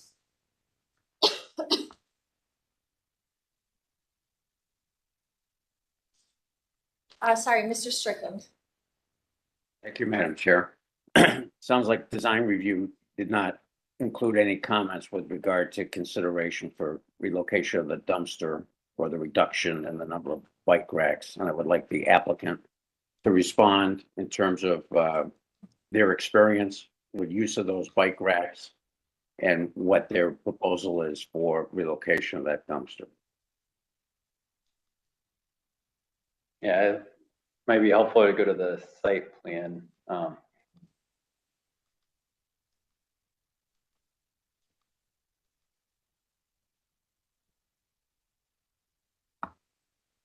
Yeah, so we did show, yeah, just 4 of the bike racks. I guess the feedback from the Ohio City Design Review was that those bike racks are used relatively frequently. So that's why we were intending on relocating them. I would think there's probably a way that we can incorporate the remaining 2 as well. I think that's something that we can accommodate, is showing 6 bike racks instead of just the 4. Regarding the dumpster, so that would be at the bottom right corner. The sidewalk extends, further to the right. I don't think the intent is that there's a dumpster there, 100% of the time. There's a service door. So I believe, the intent is that sometimes it's inside the building, and when it's a pickup day, it's rolled out. So I think that's just a function of the service door. And I think the comment from Ohio City Design Review was just to mention to our client to, maintain the clear sidewalk path, even when there is service, either dumpsters or deliveries at that garage door. That's, yeah, I guess you can see on the elevation, the garage door on the right. Because yeah, there would also be deliveries, loading and unloading at that door as well. So the dumpster would be relocated to be adjacent to that overhead door? Yeah, so I think when the dumpster is out, it is to the left of that overhead door. But you can see it's kind of in the same proximity to the building as the patio, so it's kind of beyond, behind what would be the clear walking path for pedestrians. All right, and the owner is open to relocating the additional 2 bike racks if the utilization of those bike racks dictates additional capacity. Yeah, I think that was just an oversight on our part. I think we just thought there were 4 existing. If there's 6, we'll relocate all of them. Okay, and can you comment on the condition of the existing awning and what the how long it's been installed and what the normal lifespan of an awning of that type is? So our firm was not involved with the previous awning documents that were presented, so I really do not know. We were really hired just to, address this expansion, and we're not part of any of the previous work on this building. So you can't comment on the status of the existing awning in terms of lifespan? No, the only thing I know is what was presented by staff. So I think that was, it seemed like maybe when he went through there, maybe it was 2019, but whatever was in his documents as far as when it was installed is my only reference. I would think that awning should have at least a 5+ year lifespan. I would think so as well, but I think it's been up close to that at this point. Mr. Brungis has a response. Thank you, Madam Chair. During the BZA hearing, it was stated that awnings of this nature have a 5 to 10 year lifespan, and it has been up since 2017. So it's been up for 5, probably has an additional 5. So it has between another 0 to 5, but if they're proposing to extend it, then they would have to reskin it, which this should be retriggering that review. Understand. Right. So based on it was a BZA stipulation that when the awning needs to be rehabilitated, reinstalled, that the applicant would have to go through a reapproval process for that awning. So I would make a stipulation that if we approve this additional awning, that stipulation still hold, that the new awning would be subject to reapproval when the existing awning has to be reworked. And that the applicant understand that they need to go through an approval process, and just reskinning that existing awning is not appropriate without appropriate approval. Well, I think I might state it differently, that if they are proposing, my understanding or my opinion is, if they are proposing to expand this, which is modifying it, this is the re-review of that awning. So if we are in support or not in support of it, if they're expanding it, that it comes back into play. It's no longer a grandfathered item. It is a new item related to this canopy, or this awning, I'm sorry. And So- if that's a general sentiment, I agree with that. So we're considering, as part of this application, it would be a consideration of the entire awning, not just the additional awning. Correct.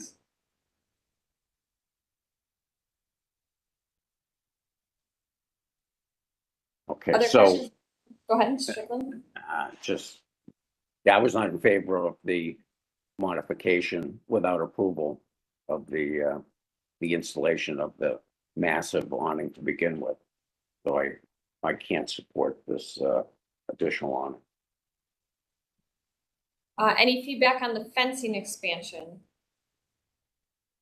If it's long as it meets PetBot, I don't have a problem with the expanded patio. Okay, thank you, Mr. Strickland. Ms. Anderson. Thank you, Madam Chair. I do recall that we did not approve the installation of this awning. You know, that was a few years ago now. Before I talk about the awning, I want to discuss the Church Avenue elevation. I think it's currently painted yellow with some sort of kind of mural type of thing. Yes, our intent is to keep the mural as it currently is. Okay, because the drawing that you have there doesn't show that. It shows that the black paint on the West 29th Street looks to be like it's going to be extended around the corner. Yeah, that was just a function of the drafting, not, being able to draw the mural exactly how it is currently. I think the rendering did kind of maybe show at least the yellow color on that wall. Okay. Go back 2 slides.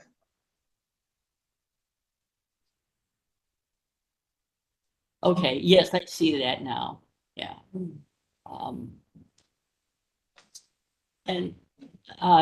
I again agree with staff. This awning is too large and too much, and frankly, too much black. The proposal that was approved, several years ago, were separate awnings and they were red. And, I really have an issue with all this black. It's a very popular color in 2023, but it was not a color for a historic area, back in the day. So I think there's got to be some other choice besides black. So I can't support this. Thank you. Great, thank you, Ms. Anderson. Mr. Dryer. Yeah, when I saw the pictures of the surrounding context, and then you see the picture of this side, it really, I think, takes away from that whole corner and that whole street. I think it's, as Ms. Anderson said, I think it's too much black. It's just too too stark or something. I don't know.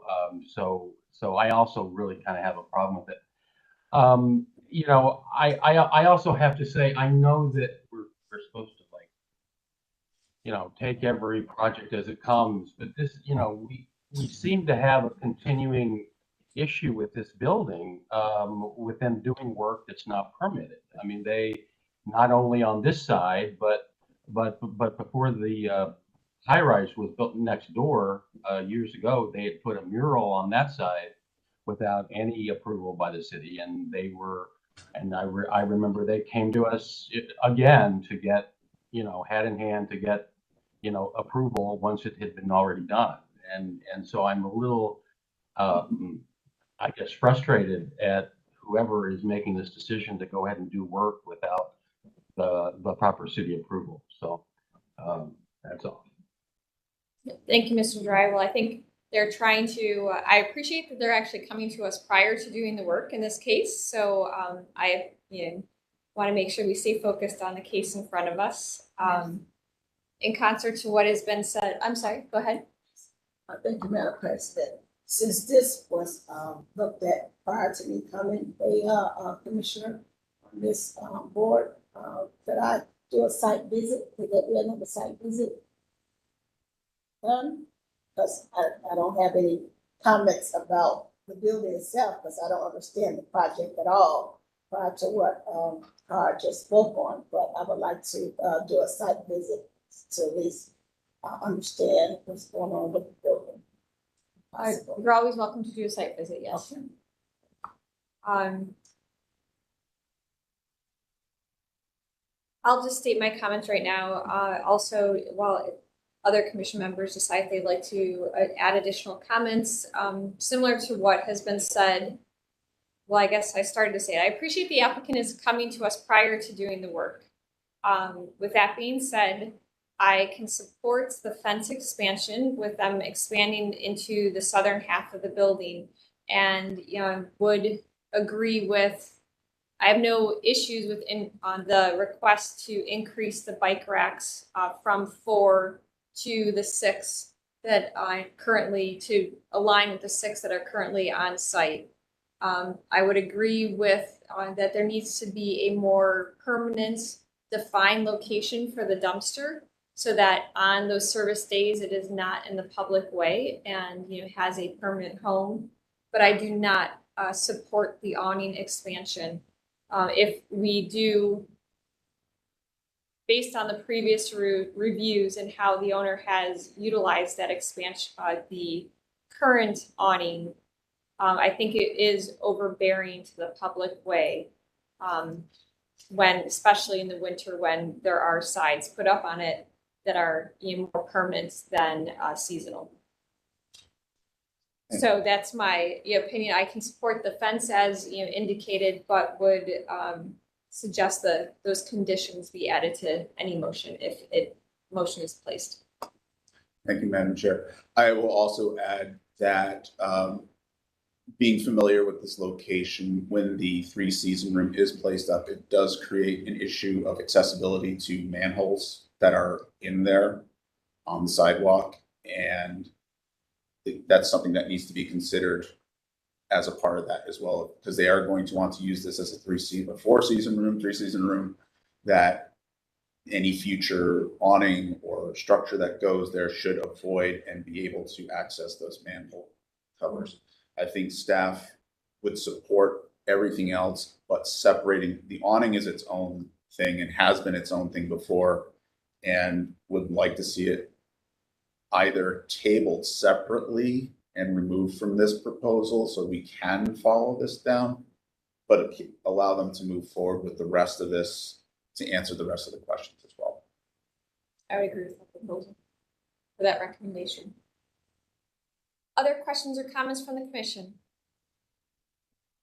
I would just add, based on that we can make it an absolute condition that we can approve the balance of the project and stipulate that the awning addition is disapproved. That is also. Yes. But it would allow the applicants to come back to discuss with staff ultimate solutions. it would be disapproved, and then we can open up its own case number for the awning specifically, and we can put that through a design review on its own with local and here if necessary. Agreed. Yeah, I agree. Right, Director Warren is back, has joined us. Other questions and comments from the commission? Would someone like to put forward a motion? Mr. Strickland? I'll give it a shot. So I'd like to move to approve the project consisting of the additional fencing to enclose the extended patio seating. Stipulation that the 6 bike racks be relocated and reinstalled, in total of 6, that a permanent dumpster location be provided for record to staff, and that the awning extension, the additional awning, be disapproved and not included as part of this approval for this case. Thank you for the motion, those conditions. You've captured everything that I had noted also. With one, okay, so do we have a second with that motion?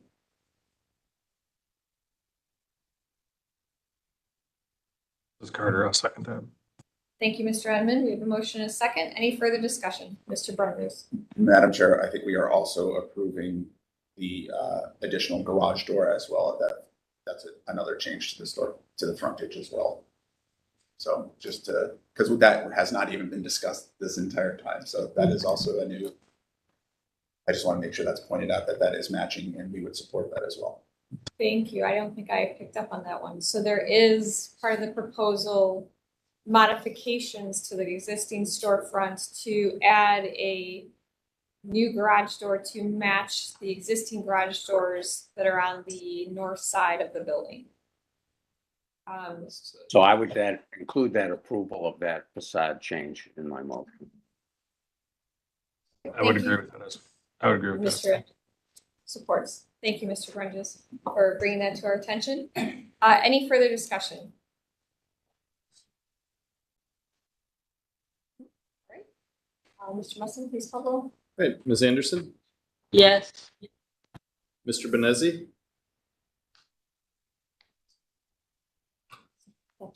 Mr. Dryer? Yes. Mr. Edmond? Yes. Councilmember Gray? Yes. Mr. Strickland? Yes. Mr. Trasick? Yes. Dr. Williams? Yes. And Ms. Trout? Yes. All right, Madam Chair, the motion passes unanimously. Mr. Sandberry recusing himself. And All right. Thank you. We'll let Mr. Sandberry. Thank you. And please reach out to staff to discuss any future plans with the awning. You will. Thank you. Thank you.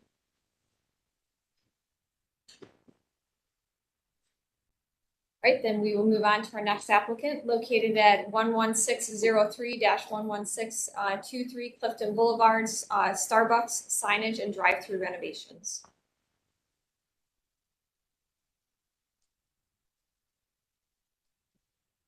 I'd like to welcome the applicant. Please unmute your mic, announce yourself, and tell us about your project. Hi, Jim McFarland, Zoning Resources, representing the client. This is a Starbucks existing facility that we're wanting to do some minor renovations to the drive-through, some graphics, as well as a 25-foot shift in some menu board placements. With additionally wanting to add more screening, landscaping along the residential property to the south. We're respectfully requesting approval for these modifications and understand that one of the conditions was one of a few where the awning we will be replacing with a fabric black Sunbrella canvas in the drive-through. We will be removing the proposed projecting sign per staff recommendation on the along Clifton Boulevard, as well as the existing projecting sign and the wall sign that it's currently there. We'd like to remove both of those along Clifton Boulevard and replace with a new one above in the brick area. We also are asking, there was a request to have the drive-through directional arrows painted on the ground, which we will be adding that to this project as well.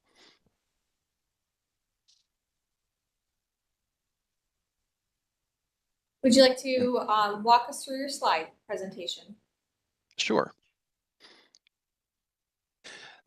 This is the proposed layout we have for the drive-through. One of the challenges we've had is trying to address the menu board ordering and stacking requirements, and that's kind of prompted Starbucks to want to make a shift from the placement of the menu board and order points back 25 feet as well. And how do I move the slide myself?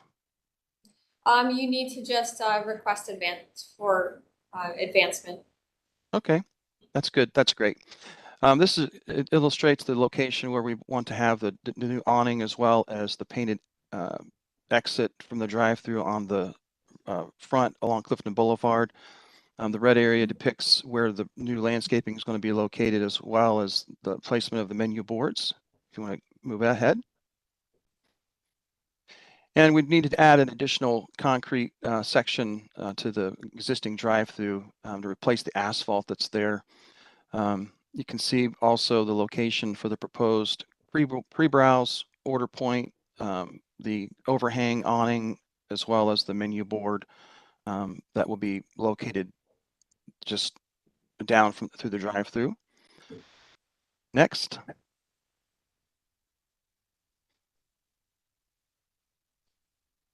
You can continue on.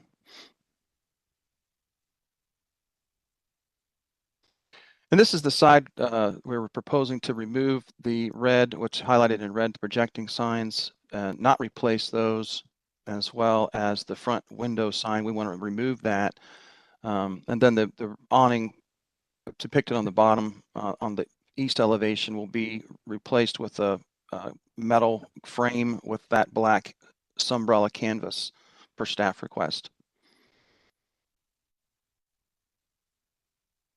This is the proposed location or existing location that's going to be removed from this building.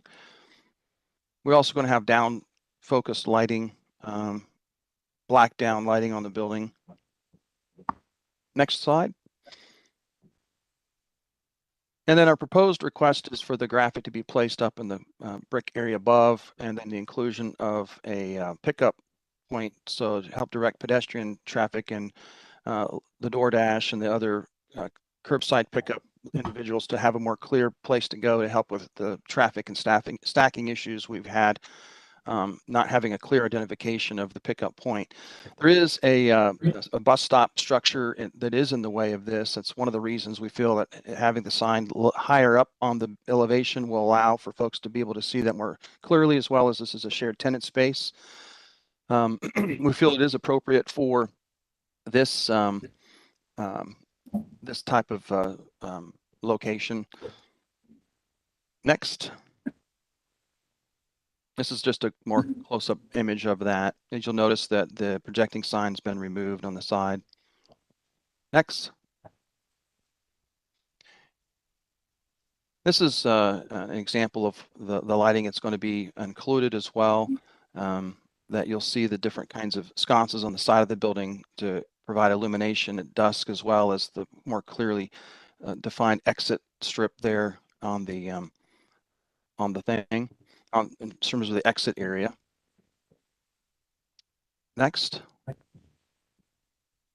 And you'll see the existing sign as well, showing the drive-through on the rooftop as well, and then the awning projection on the north elevation below, and then a couple images of existing conditions.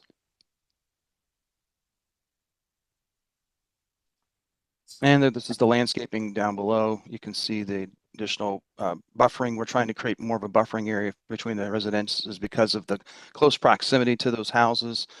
What was there We haven't received any observable or documented complaints from residents in terms of any noise or other illumination issues from the drive-through. Just to reassure that we're going to have some buffering between that, we wanted to add this additional landscaping for aesthetics as well as sound and lighting, keeping it on site. Here's a more close-up depiction of the landscaping as well.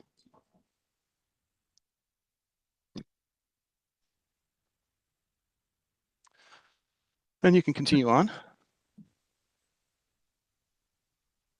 This is just some more detail of the type of posts that are going to be at this location, replacing the existing ones to keep them inconsistent with what's been placed before.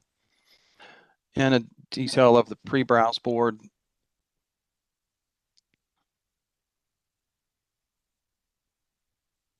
Exit and thank you signs at the end of the drive-through.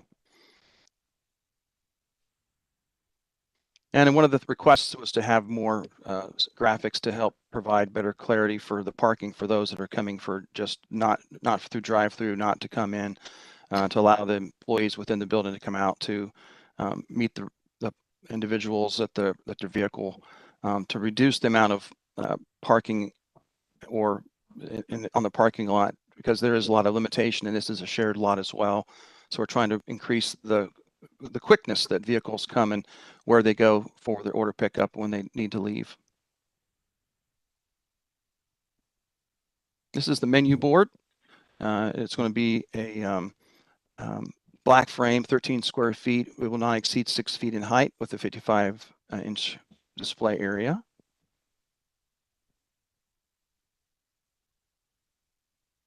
This is an example of the new menu board with the digital key specifications. This is pretty typical in a lot of drive-throughs now. It's much more clean, particularly allows for people to read closer because of the higher quality of the digital images. It provides for better pricing and for faster ordering. More details on the board itself, foundation. Again, being respectful of the sound levels, making sure that we're keeping the menu board specific and internal to the site only, not to be noticed from the residents. Example of drive-through graphics, LED illumination, foundation.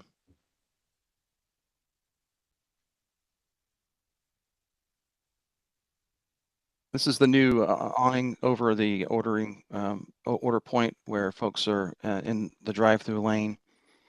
This is just a black frame. It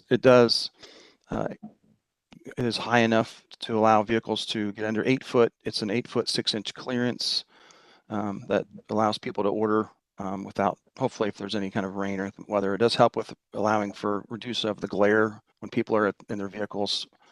So in case there's sun hitting, they can be able to see the menu boards more clearly and during the day.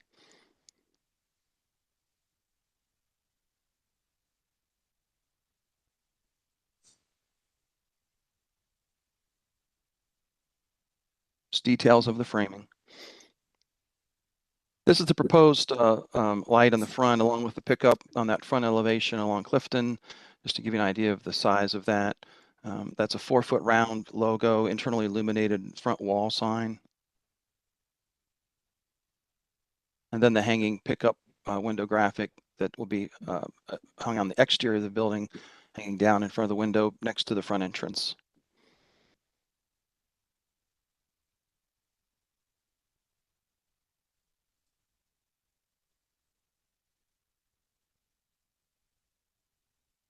And the downlighting on the side elevation.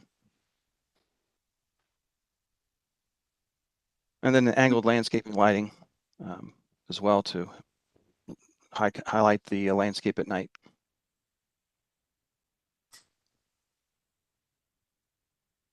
Great.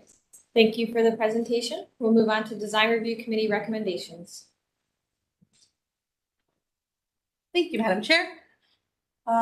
So this project came to the Historic West Cleveland Design Review Committee on June 7th and August 2nd. There was a lot of discussion with the Design Review Committee over the proposed changes, and it was tabled in June to allow time for the applicant to study the signage placement, review the building ownership on approval, provide context images for clarification, and keep signage preferably in the original location and configuration. There was a concern on moving the ordering menu closer to the neighboring home, limiting the parking in a shared lot, and the intent on the signage locations when the building was renovated about 5 to 6 years ago. And when the project returned on August 2nd, the applicant decided not to make any changes to the presentation. And so the committee recommended denial of the proposal of the signage and parking lot renovations.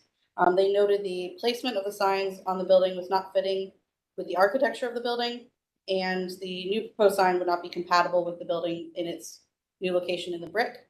And they were opposed to the movement of the ordering menu as the new proposed location would be closer to the street and closer to the house, moving away from existing fencing that's providing additional screening.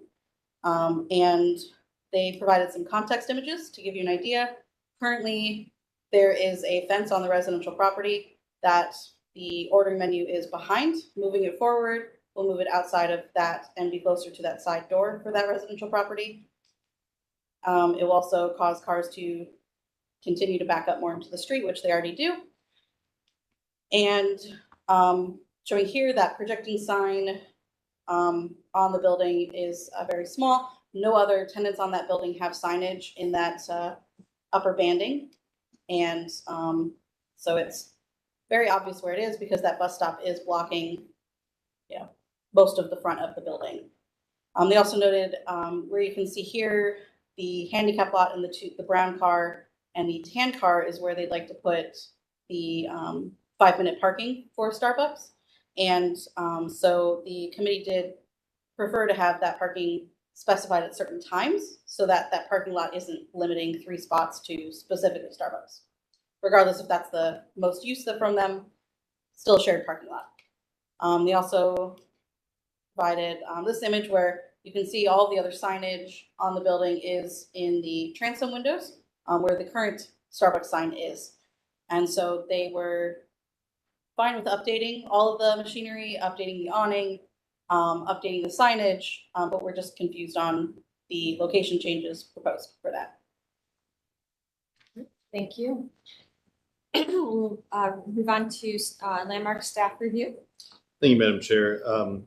Staff agrees with the recommendation of the Historic West Cleveland Design Review Committee. The applicant was given feedback from the local committee during their first presentation, and they opted not to make any alterations from their original proposal. We feel that the existing signage is ample and appropriately utilizes the transoms the way the other storefronts in this building have their signage located in the transoms. We have no issue with the wayfinding signage or the parking lot issues, but the removal of the projecting sign and the existing transom signage, basically swapping it out for a larger cabinet sign in the brick is not appropriate. Thank you. We'll open up the floor to the commission for questions and comments. Mr. Edmond? Madam Chair, I have 2 questions. One, if you're converting the existing handicap spaces to pickup, where are the handicap spaces going to go? We can shift those to the next closest parking location. It's generally, obviously preferable to have the handicap spaces as close as possible. So I might recommend maybe swapping that. But my other question is, with moving the order point to the east, have you studied the queuing onto 116th and Clifton during peak hours and how that would affect that? We have not performed a traffic study regarding that issue. We have not had complaints, again, that we have observed in terms of any public records that have indicated individuals or the public public departments of safety to issue any kinds of concerns to Starbucks. They've not received any that there were stacking or backing up issues under the road. We do feel that this will help, again, with the improvements of technology. That's the speed of getting individuals through the order points quicker. This current location is so far back. We like individuals to make their decisions prior to coming to the order point, and we don't think that this will be any increase in terms of stacking. It hopefully will allow a decrease, but in terms of an actual traffic study, we have not done that. Thank you. Thank you, Mr. Edmund. Ms. Anderson? Thank you, Madam Chair. Just first of all, I want some clarification. The order point is going to be moved to the east, closer to the house next door? Yes, approximately 25 feet. Has that neighbor, the person who lives in that house next door, have they been engaged in this process? Other than public notification, they have not provided any direct feedback in terms of the affirmative or negative about this project. Okay, so we don't know if they actually know that this is taking place. Other than the requirements for notice that they would have received, then we do not have any feedback from them. And knowing the way notification goes around here, they probably don't. I am concerned about moving this order point and noise levels and the impact on the neighbor.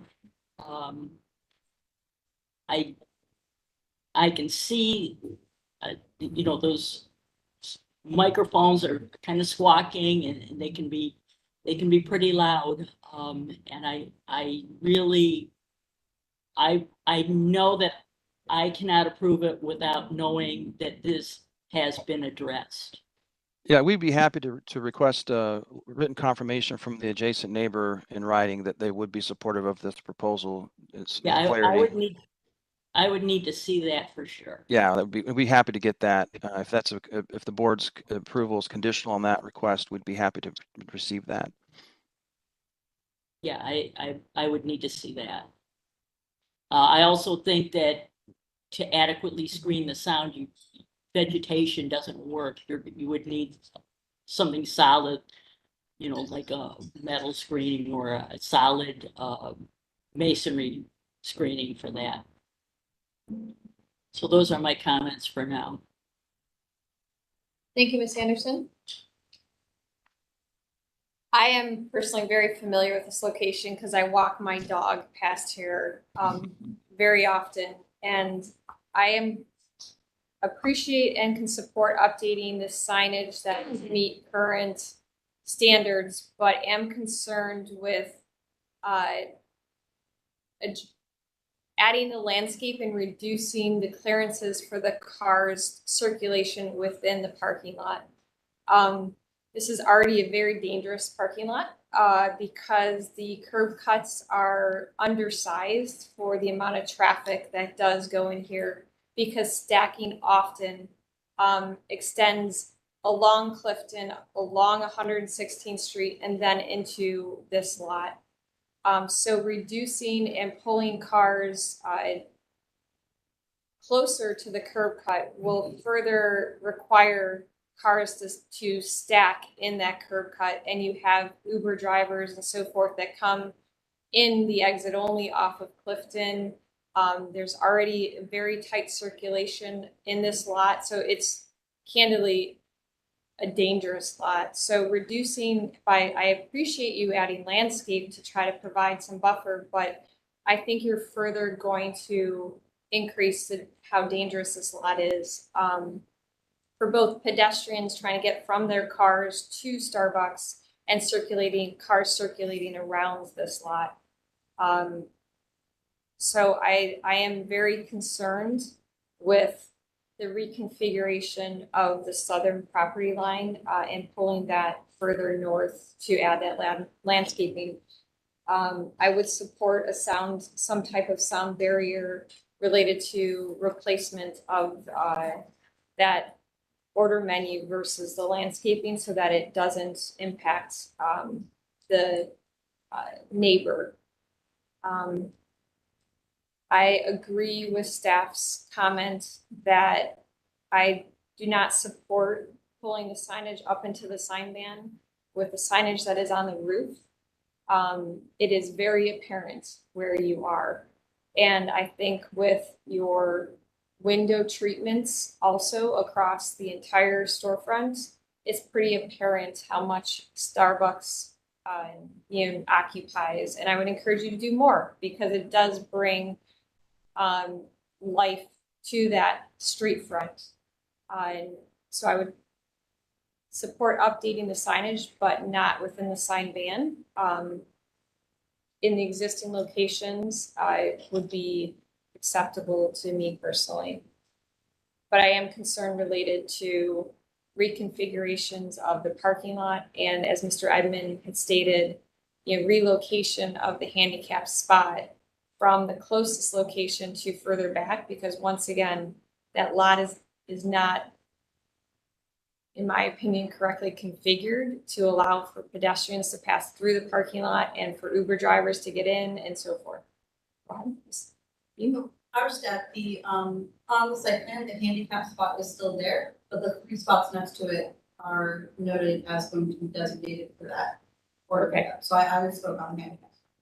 Thank you for clarifying that, because I didn't see that clearly on my screen.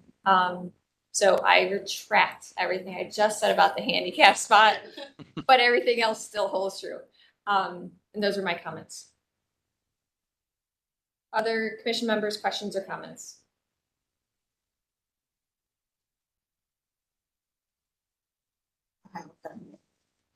Madam President, I just want to understand what you said about the barrier. Are you looking for the barrier between the side where the speakers will be, the side between the house and the signage where people will come and order the food? Correct. Okay, I agree with you on that. Separating the residential property from the order board. Yes. Other questions and comments from the commission? Mr. Strickland. Thank you, Madam Chair. So the applicant has explained that they're going to update the order board to make it more efficient in processing orders. So if it does expedite the ordering process, perhaps it doesn't need to be relocated. And I have a concern that moving that to the east is going to, represent a disruption to the neighbor directly beside this parking lot. And I also have the same sentiments that I think the signage as it exists is probably sufficient and would not support that sign moved up into that masonry and on the building. So but the only thing I don't have a problem with at this point with the explanation of retaining the handicap space closest to the entrance door, that's fine, and redoing the awning is fine. But other than that, I have concerns about relocating that entry point without a traffic study and confirming that stacking is not going to be an elevated problem coming into that lot.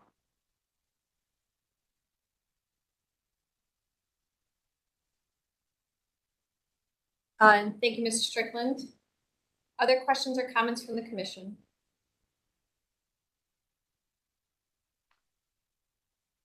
Would someone like to make a motion?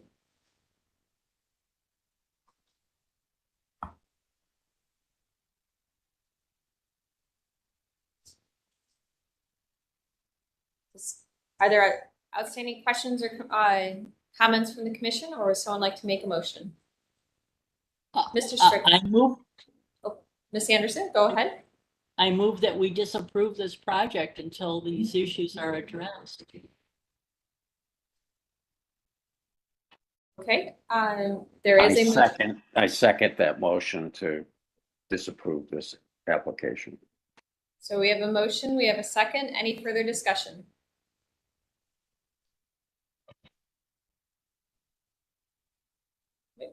Not seeing any. Mr. Musson, please call roll. All right, Ms. Anderson, Yes. Mr. Benezi, I'd say yes. all right, Mr. Dryer, Yes. Mr. Edmond, Yes. Councilmember Gray, Director Wong, Yes. Mr. Sandberg, Yes. Mr. Strickland, Yeah. Mr. Trasick, Yes. Dr. Williams, Yes. and Ms. Trot. Yes.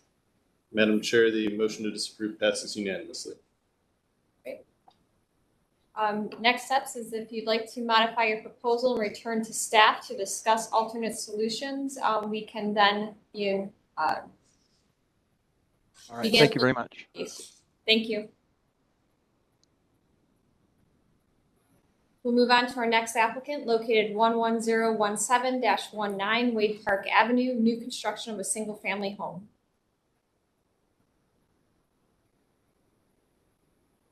I'd like to welcome the applicant. Please unmute your mic, announce yourself, and tell us about your project. Hello, my name is Evan Peavy. I am a developer and future resident of the proposed project at 11017 Wade Park.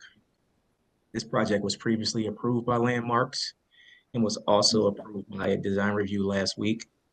The initial approved drawings were pretty much staying true to, besides two small updates, which will be a dormer that will reflect neighboring homes in the area, and as well as 32-inch handrails that will be placed along the front of the home. Besides that, everything will stay true to the approved drawings. Which was also pointed out, we worked in collaboration with the Famicos and design review team. We'll stay true to the 6/1 windows as well.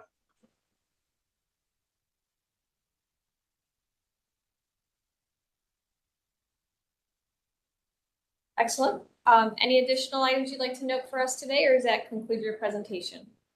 That pretty much concludes my presentation. Okay, thank you. We are just waiting for staff to get through some of the drawings so that we can refamiliarize ourselves, since there are some new commission members who may have not seen this.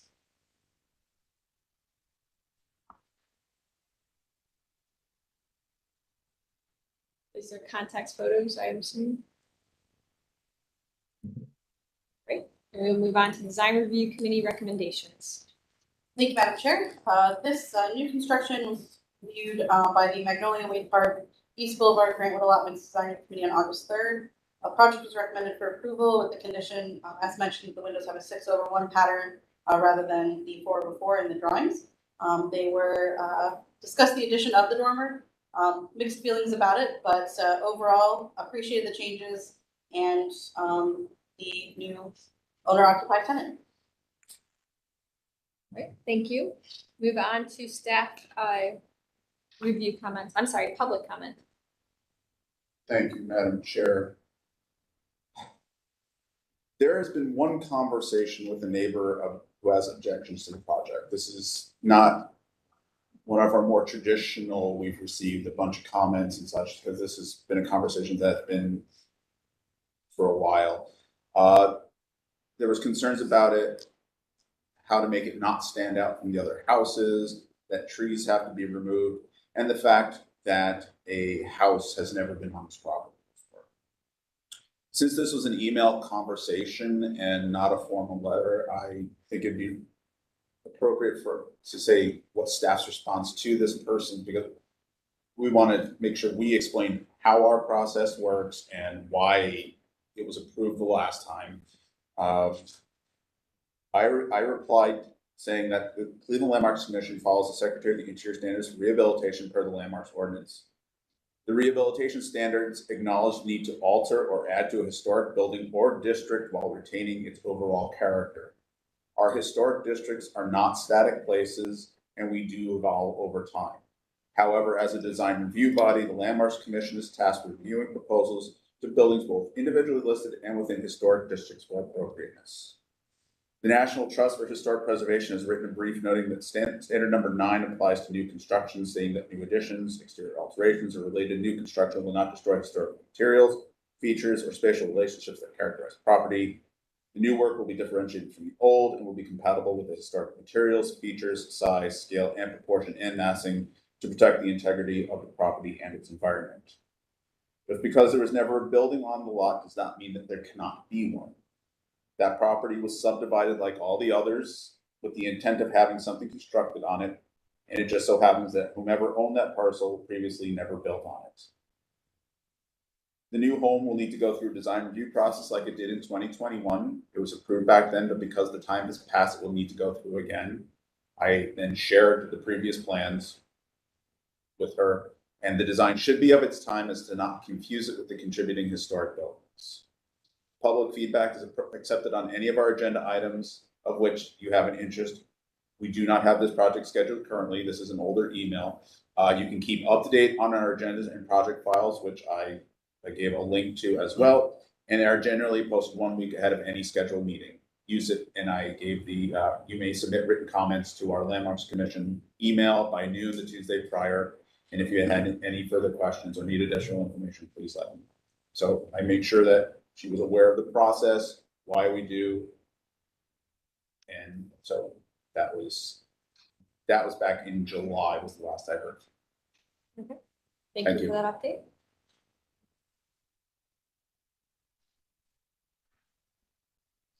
Now moving on to staff review comments.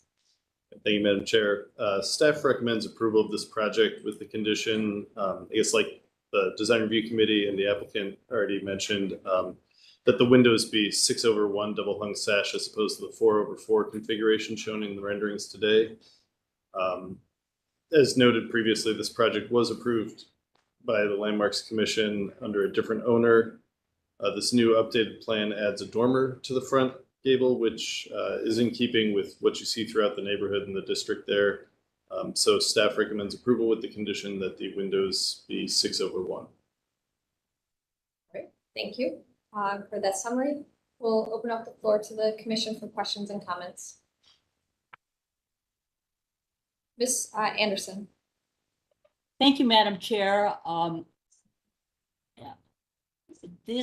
think there was a concept design that came before this design that was not nearly as nice. I really think this is a wonderful home. I think it's going to be lovely.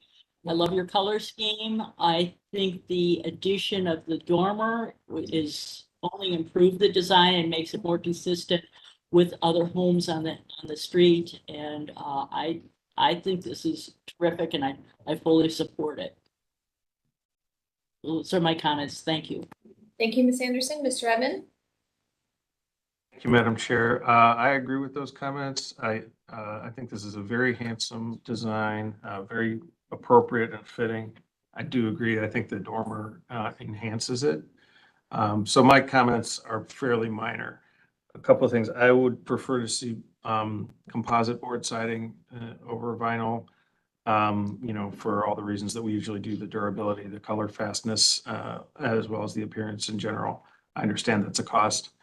I like the porch. I like the way you've refined the porch design with the tapered columns and the balustrade. I think that a simple shed roof over the porch instead of the hip roof would be more fitting with the rest of the massing of the house. Not a big deal. And then my last comment will be a caution about, you've got that roof coming in right underneath those windowsills. I think that, an 8-inch or so drop there for the appropriate flashing and everything to make that transition. I would strongly recommend that if you're able to do that, given the geometry of the building. Those are my comments, but overall, I think this is a really handsome and appropriate design. Thank you. Thank you, Mr. Edmond. Director Wong? Thank you. Similar to others, I'm glad to see such a nice design be added to the Wade Park neighborhood. I just have a simple question. If someone could explain for me what a 6/1 means. That would be helpful. Yes, Director. We're referring to the divisions in the window sash. So historically, there'd be muntins and vinyl windows. Sometimes they're referred to as grids, but basically, like you see in the image up there Oh, now, yeah. that's six Got it. panes over one pane, essentially. Got it. Yes, I support that. Thank you. Could you go to the new rendering just to see what it looks like? So the 6/1 would keep in line with the other houses on the street, basically. And through the chair, I'm curious if the applicant would be willing to share. Are you the one that's going to be living here, or are you the architect or the Yes, I'll be developer? living Okay, great. Glad to know that there's a homeowner. So Yes. thank you. That's all. Thank you, Director. Any additional questions or comments from the commission? I also support this project, and in our review previously, I do think we asked for a dormer to be added to fit in with the neighborhood. So I'm very happy that they have added it in with this coming back to life. So thank you for listening to our feedback and enhancing the project as it continues to move forward. I would agree with Mr. Edmonds' comments that you may want to reconsider your hipped roof on your porch and go to a standard shed. That may allow more space for better constructability related to your windows and windowsills and just simplify it a little bit more. But I have no objection to what is being proposed. My personal preference would be a shed. And I do agree with the comment on the windows having the configuration be a 6/1 versus a 4/4. But I am in support of the project. Other questions and comments from the commission? Would someone like to put forward a motion?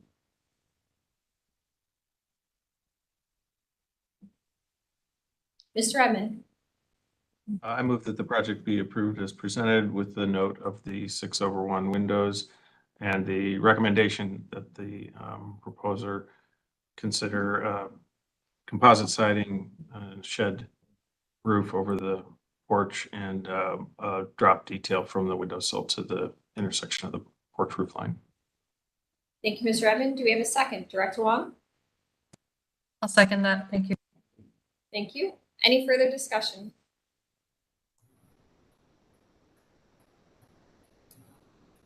All right, Mr. Wilson, please call roll. All right, Ms. Anderson, Yes. Mr. Benezzi, Yes. Mr. Dryer, Yes. Mr. Edmond, Yes. Councilmember Gray, Yes. Director Wong, Yes. Mr. Sandberg, Yes. Mr. Strickland, Yes. Mr. Trasick, Yes. Dr. Williams, Yes. and Ms. Trout. Yes. Madam Chair, the motion passes unanimously. Excellent. Thank you. We look forward to seeing you join the neighborhood. Thank you. I appreciate it. I appreciate everyone here. Have a great day. You too. Take care. Before we conclude our certificates of appropriateness, we would like to go back to case number 23-070, the Immaculate Conception Church, East Preparatory Academy signage installation. Is someone here to related to that project?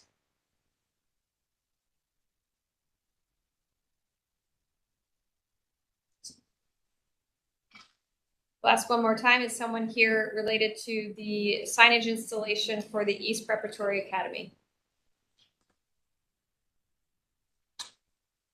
Not hearing anyone present, that concludes our certificate of appropriateness. We'll move on to our concept plan reviews. First applicant is located 1902 East 123rd Street, renovation and new construction. I'd like to welcome the applicant. Please unmute your mic, announce yourself, and tell us about your project. Hello there. This is Ryan Grass with Grassroots Architecture. Just a couple to go on the agenda. We're in the home stretch. I will be brief, but hopefully enough information for you to make some recommendations and some thoughts on the project. So we're at 123rd Street in Little Italy. about 2/3 of the way up the street north, on the left, just before it turns, kind of toward the northwest. In the first slide, what you're going to see is a large proposed site plan. I'd like to hold off on that for just a second. If we work our way around kind of counterclockwise with the imagery, in the upper left corner is an aerial of the existing site. What you'll see is a one home positioned right at the street. It is a 2-unit home. There's currently 2 rentals in there now. They've got a kind of a garden wall in the front and a couple parking spots for them, a little driveway, and then the balance of the site, as you can see in the 3 aerials to the left, kind of bottom left of the sheet. The property's outlined in red. The backyard, it's essentially a backyard. There's a couple trees and some unkept lawn and some bushes. Otherwise, at the very bottom, the 3 images you see there are from the street, kind of from the southeast, directly east, and the northeast on 123rd.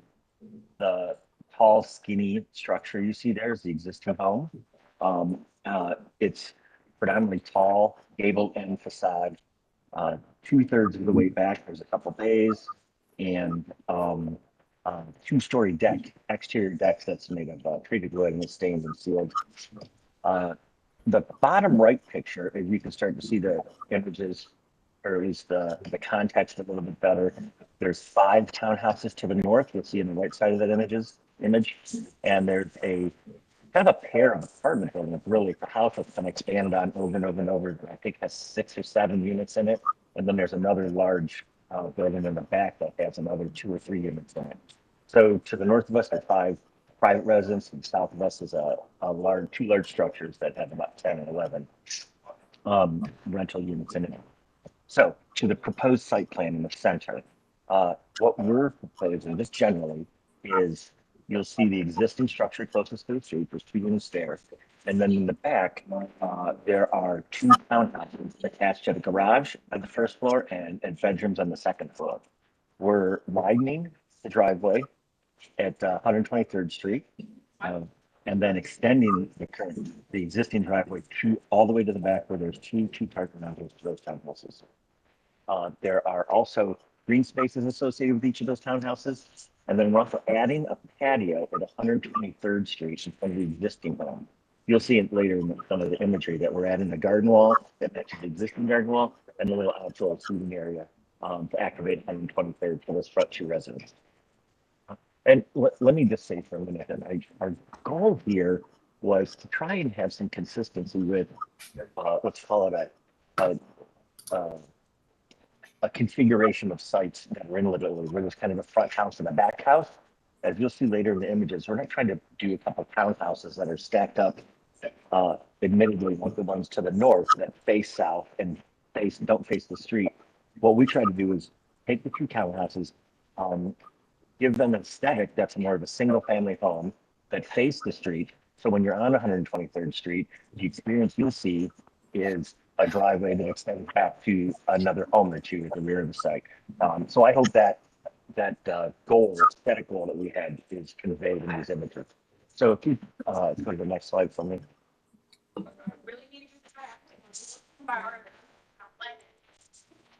Okay, this is just a smattering of images of homes from Little Italy.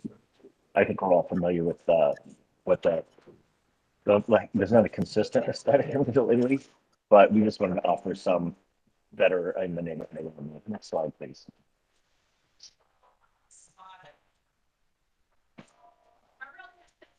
Oh, thank you.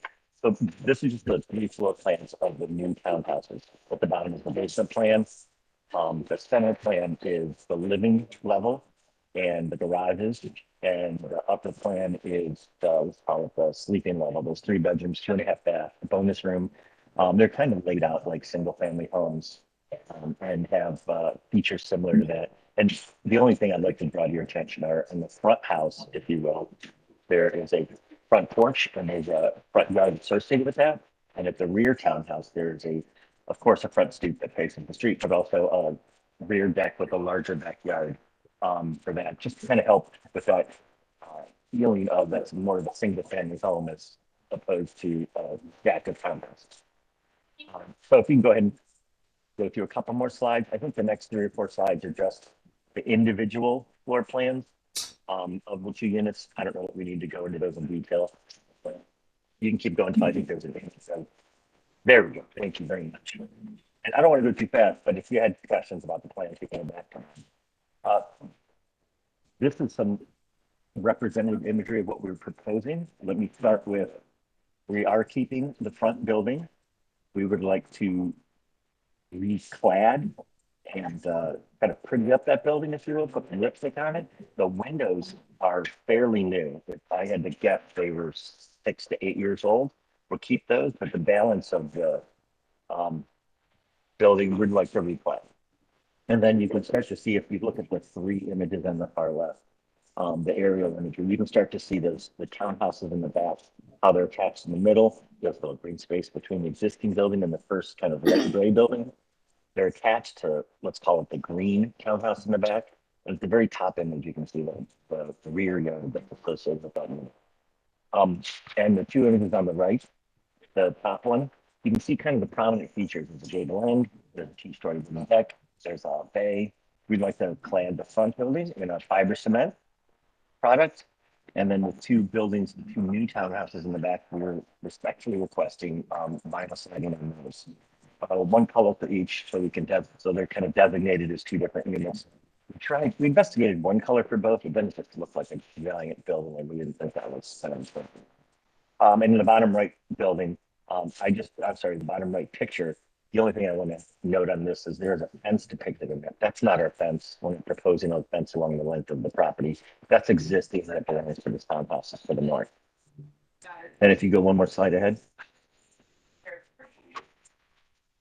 I think this is our final slide. It's just some elevations. At the bottom is an elevation at 123rd Street. You can start to see kind of the size of those buildings as they relate to the ones adjacent to it.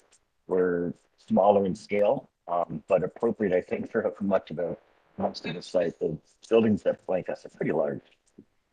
And the image in the bottom center is actually the elevation of the new townhouses. We just wanted to illustrate that, you know, they're starting to look that single family home aesthetic we were after. They both have front porches and front doors facing forward. And the large image on the top of this kind of an elevated aerial, where you can see the structures that we're proposing, the existing building and its renovations. And then again, the garden wall. The one on the left with the 4 piers is the existing garden wall. The one on the right with the 2 piers is the new one, proposing a seating area and some landscaping in front of that building. Right now, it's just some dirt and concrete that's left over from previous iterations of design. So that is what we've got relative to conceptual design, and look forward to your thoughts. Excellent. Thank you for the presentation. We'll move on to Design Review Committee recommendations. Thank you, Madam Chair. This project was reviewed conceptually by the Little Italy Design Review Committee on July 25th. They discussed the color and size of the new units and the multiple colors on the existing front home. It's red in the front and then white further back. There were concerns on the loss of trees on the site and the proposed parking and added density. The committee was generally in support of the concept and interested to see how the project develops. Excellent, thank you. We'll move on to Landmark staff review. Thank you, Madam Chair. Staff feels that this direction is a good one. We'd like to see more detail and expect to see that as we move into the final review of this project. But we generally feel that this is an appropriate development for the Little Italy neighborhood. The developers have been in contact with zoning to figure out if there are any variances that will be required. They've also gone to the PEPAC committee with no significant issues being raised. There's some fire code issues that need to be figured out moving forward towards final design, but that, you know, we assume that that'll get sorted out. I guess finally, staff would just like to add, if there's any way to keep the unique and charming asphalt siding on the front house, we'd love to see that. Okay, thank you for the review comments. We'll open up the floor to the commission for questions and comments.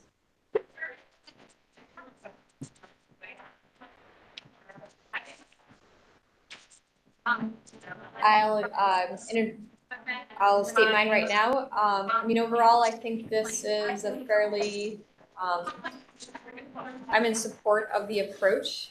I think it's a fairly successful way that they've tried to integrate the design into the aesthetic of this area. I do think some of the details though would be good to look at and how, everything works together related to the, I appreciate that you've tried to provide layering of color, but just making sure it doesn't feel like too much color across the site between the white and the red. But I do like that you've broken up the color on the rear two condos so that it doesn't feel like this very monolithic, mass that's going down, deep into the site. But overall, I'm in support of the project. Other questions and comments from the commission? Ms. Anderson, did you raise your hand? Yes, thank you. Thank you, Madam Chair. Overall, I like the concept of being more of like a single family house with first floor, main living area. I think that's really nice. I think people like having the first floor main area rather than having to go up a full flight of steps to get into, their kitchens and their living rooms. I also like that there's porches and a little bit of outdoor area arranged for the homeowners. And I may have missed this. The recladding on the front house, was that a hardy plank or was that specified? I'm sorry if I am asking a question for something you already discussed.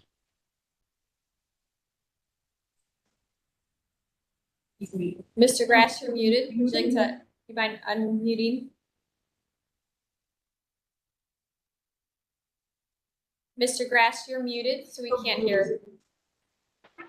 I'm sorry, I just caught that myself, thanks. No, sometimes I do talk a little quick and skip over stuff, but so it's a great question. It ties in a little bit to the asphalt shingle kind of colorful cladding that's on the building now. If you could go 12 feet to 15 feet up on the building, the asphalt shingles are in reasonable shape, but everything in the lower levels is pretty bare. So we're not confident that we can keep the asphalt shingles. So what we are currently proposing is fiber cement lap siding that's painted on the front building. Okay, and my next question was regarding the back building. And I'm not sure, sometimes these renderings aren't really true as far as color, or maybe it's my eyes. Is that like a dark avocado green? Yeah, I mean, we're just generically, we are calling it green. Okay, all right, that was my question. But yeah, overall, I'm supportive of the design. I do regret that it looks like we're going to be losing some mature trees, and I don't know if there's a way to incorporate them. If there is, I would consider looking at that. I don't know where they are on the site, so I really can't speak with any authority on that, but it's the one regret is that we're going to be losing some trees here. But those are my comments. Thank you. Thank you. Thank you, Ms. Anderson. Ms. Gray, or I'm sorry. I'd like to address the tree issue because we've been trying to decide if the tree preservation plan will be triggered, and because of the language, because there are 4 or more units on the site, a tree preservation plan will be needed. Even though 2 are being renovated, there's 4 in total. There may be some outlets. We've been contacted by Little Italy Redevelopment Corporation about potentially purchasing trees to put elsewhere within Little Italy that can use some more treescape, like along Murray Hill, and they are looking at identifying different places. So since they will have to take down trees here, they may be able to reach them throughout. Thank you. Great feedback. Mr. Strickland, do you have additional questions or comments? Yes, thank you, Madam Chair. I missed it in the presentation, the existing structure and the addition. How many total units are proposed? Sure. There's 4 total when the project is complete. There are 2 units currently in the front building, and then we're adding 2 townhouses at the rear left side. So 4 total when it's done. All right. And So what's the accommodation for parking for that structure? Oh, great question. So let's call it the renovated existing building at the front has 2 units in it. There are currently 2 spots for them just inside the property behind that garden wall. As we widen the drive, we're going to lose one of those. And we're widening the drive, not because we love asphalt and concrete, but because it's a safety concern relative to the fire department and access to the rear of the site. So we're going to lose one at the front, but we're going to add it at the rear of that existing building. You can see in the site plan now that there's kind of a little outline of a car up toward the front by the street. And then there's another one right behind the existing building. So we're going to add that second one. So we still have 2 for the front unit. And then in the back, each unit will have a 2-car garage. So the short answer is the front unit will have the same number it had when we started the project, and the 2 new units will have 2 parking spots inside a garage. Okay. Yeah, I can see that now on the site plan, so that's very helpful. So I think this is a very imaginative way to fully develop this very unique site. I think it's been done with great care, and I'm supportive of the project. Thank you. Thank you, Mr. Strickland. Mr. Brunches? Yeah, ma'am, regarding that parking spot that's behind the existing building, do you know if that's at least 10 feet away from a bedroom, which I believe is required by code? I'll first double check. That's a good question. I believe it is. The bedroom's at the first floor, the rear of this is a large closet, kitchen, and some stair access at the rear of the building. But I'll make sure to double check that.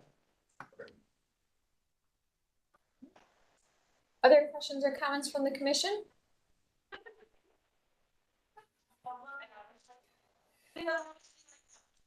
Not seeing any, does the applicant feel you received enough feedback to continue the development of your project? Yeah. I think the comments were great. I mean, my takeaway is that it's generally not offensive, and we have a couple things to check up on.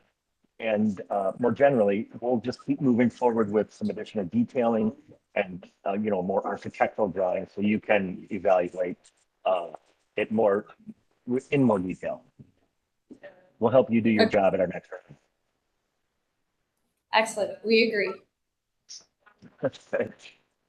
All right. Thank you. Have a great day.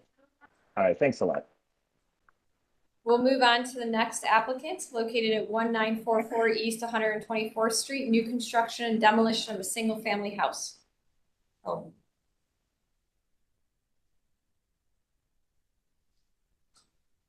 Hello. Good morning. Good morning. Welcome. Hi, I'm Fred Margulies with Onyx Creative. I'm representing Rich and Robin Garsha. They are the property owners representing and requesting the approval of the demolition of the existing 2-family residence and detached garage to build a new single-family residence with attached garage. The Garshas are invested in this community, already living in the new condos on Random Road, and previously developed the adjacent house next door at 1940 for their daughter. While this is a historic neighborhood, there's nothing really historic about this house. I mean, unless someone else has something that I'm not aware of. But based on the tour that we had, people got to see that this house is in major need of repair. It starts at the basement level. The repair is not a word I'd use here. The basement would need to be rebuilt and the utilities would need to be reworked. In order for that to occur, the existing structure would need to be lifted off the existing foundation and then raised high enough to be able to work below it. Working with a contractor, we had estimated at least $100,000, maybe more, just to perform this work, just to bring it before we even touched any of the rest of the house. And from there, the house has been covered with vinyl siding for years. We have no idea what condition the facade is in, nor do we know what will happen when we put the structure back on the new foundation. There's miscellaneous cracks and growths. There's a lot of interior-wise, and I know you guys don't necessarily care about that stuff. But you know, I'm not the biggest guy in the room, but I can reach up and touch the ceiling. So it's on each floor. So it's a really small house to begin with. And I think if you were to go to like some of the last pages, you'll see pictures of the existing house that is there.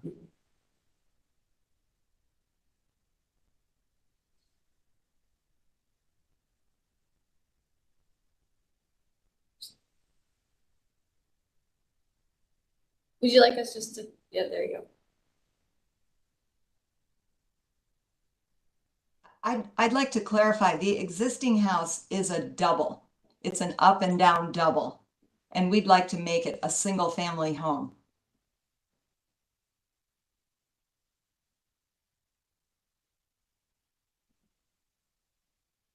Would you like to talk us through this design? Because I'm a little confused, to be honest.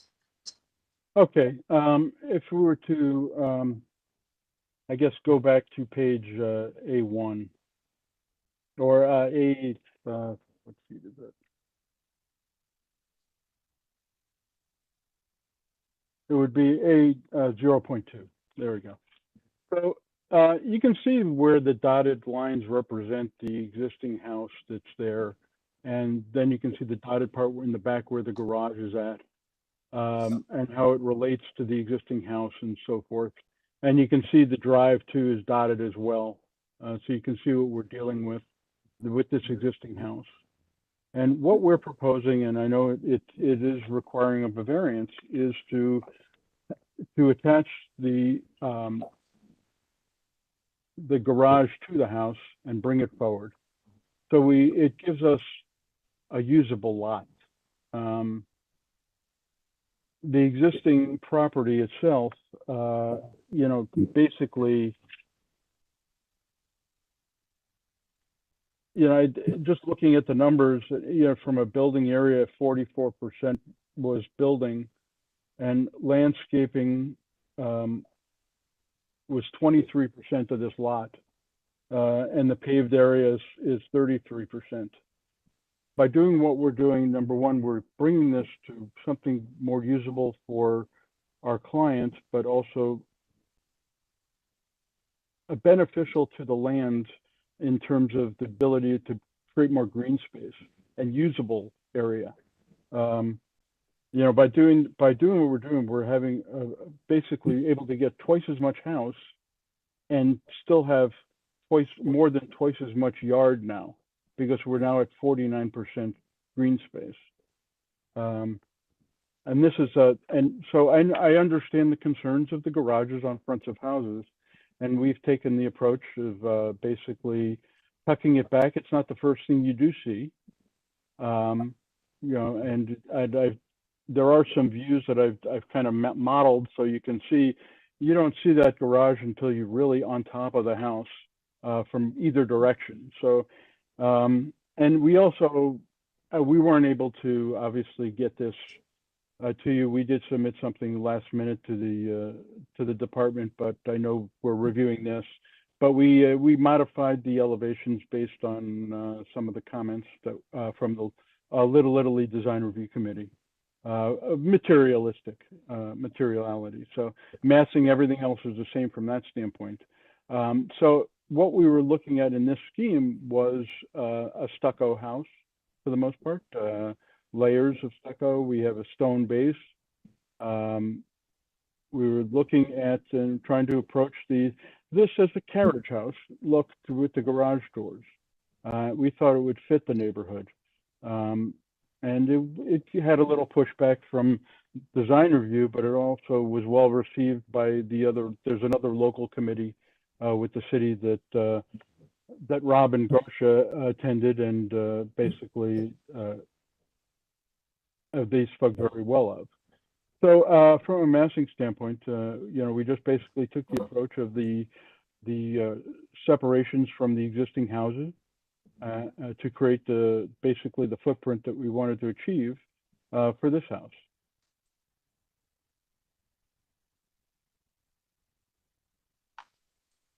Okay. Does that conclude your presentation? Yes. Okay, thank you. Appreciate that.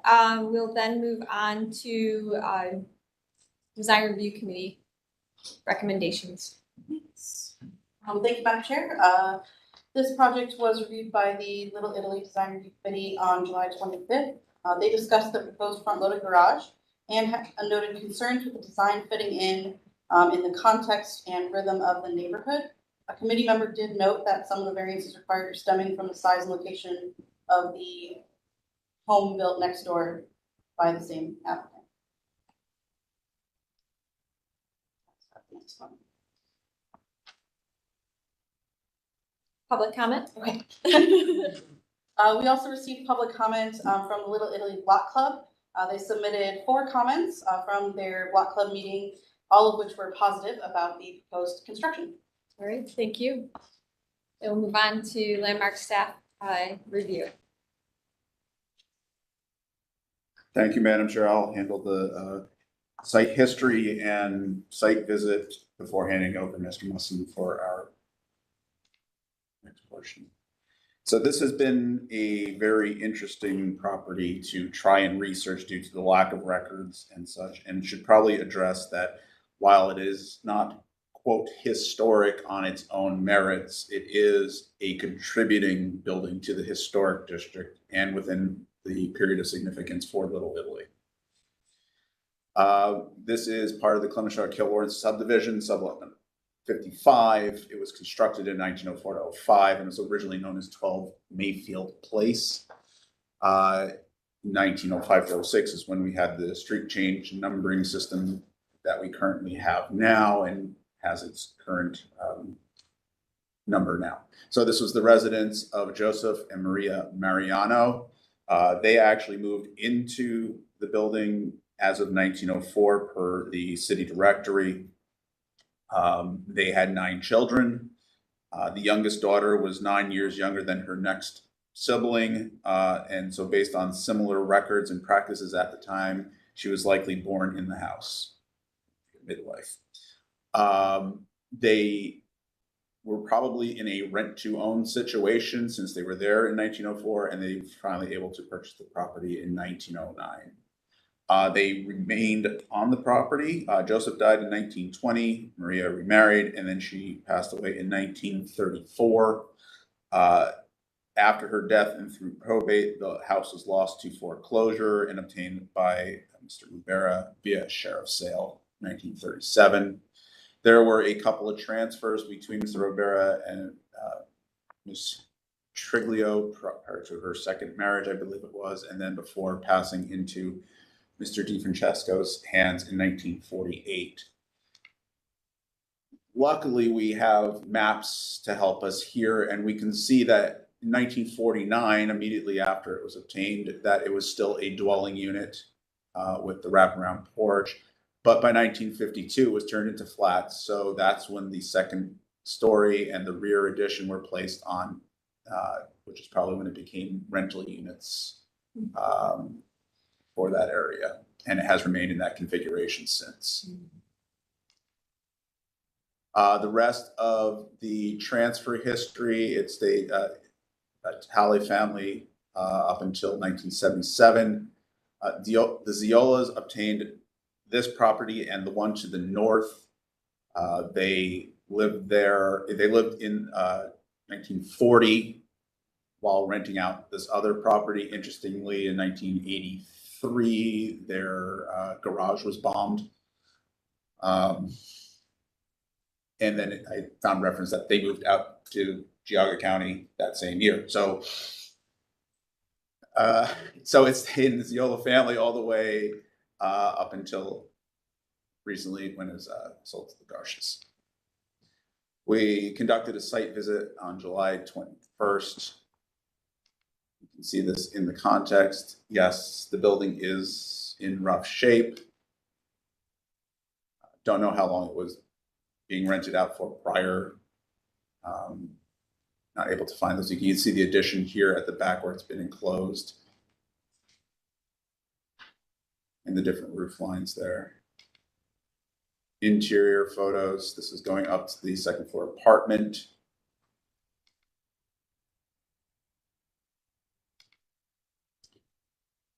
front room, and then back down to the first floor. Unfortunately, I did not get pictures of the kitchen,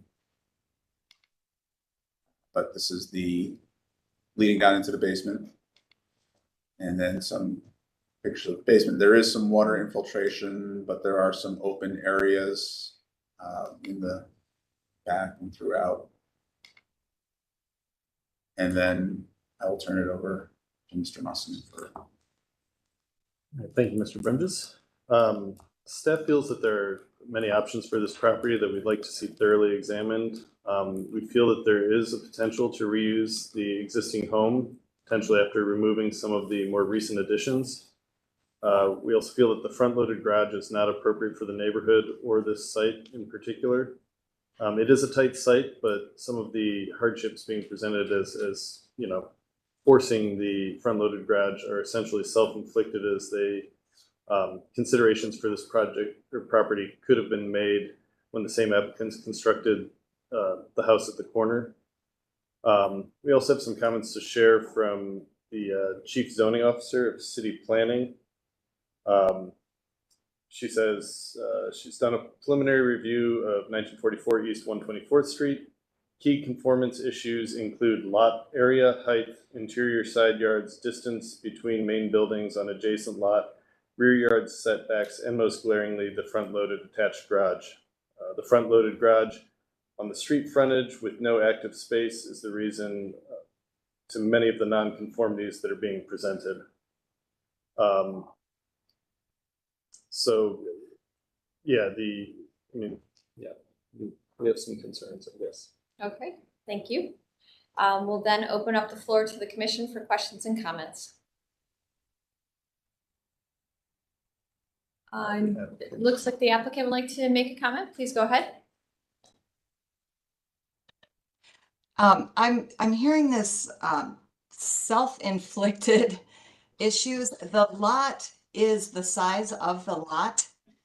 The house built next door doesn't really impede on any part of this lot. So I don't understand what that part of the comment is. If you could help me just get through what that means. I guess essentially, I mean, considerations, I think our feeling is that considerations for, you know, vehicular access to the site could have been taken into account when you develop the corner lot. You know, either by leaving a little more space between the house at the corner and this property, or, you know, some other solutions. I don't have a pocket full of solutions right now, but we feel that, you know, if that house was narrower, if this one was narrower, there might have been room for both of them to still have vehicular access. I see what you're saying, but it's not correct. Respectfully, the lot on the corner is the size of that lot, and this lot, we've done nothing to it. There is an existing driveway that leaves a house too small for the house we would like to build there. And I would never have put the two lots together to allow access to this second interior lot. So I'm confused on that kind of a comment for putting these together, but I will listen to your comments and see what is possible. But given this lot, if I didn't own the house next door, I would have no say over how that lot is being used in conjunction with this lot that we're talking about now. Do you understand what I'm asking? And We do. We're gonna. Okay. All right. We Thank should, you. and we will, as we continue to discuss this project, we will evaluate it on its own merit and separate. You know, although you have ownership of both lots, you know, we'll view it separately. So our comments should stay focused on this lot only. Well, they also were not owned at the same time. That was a later purchase. This first house, when this was planned, the first house, they didn't have that property next door. Thank you for that clarification.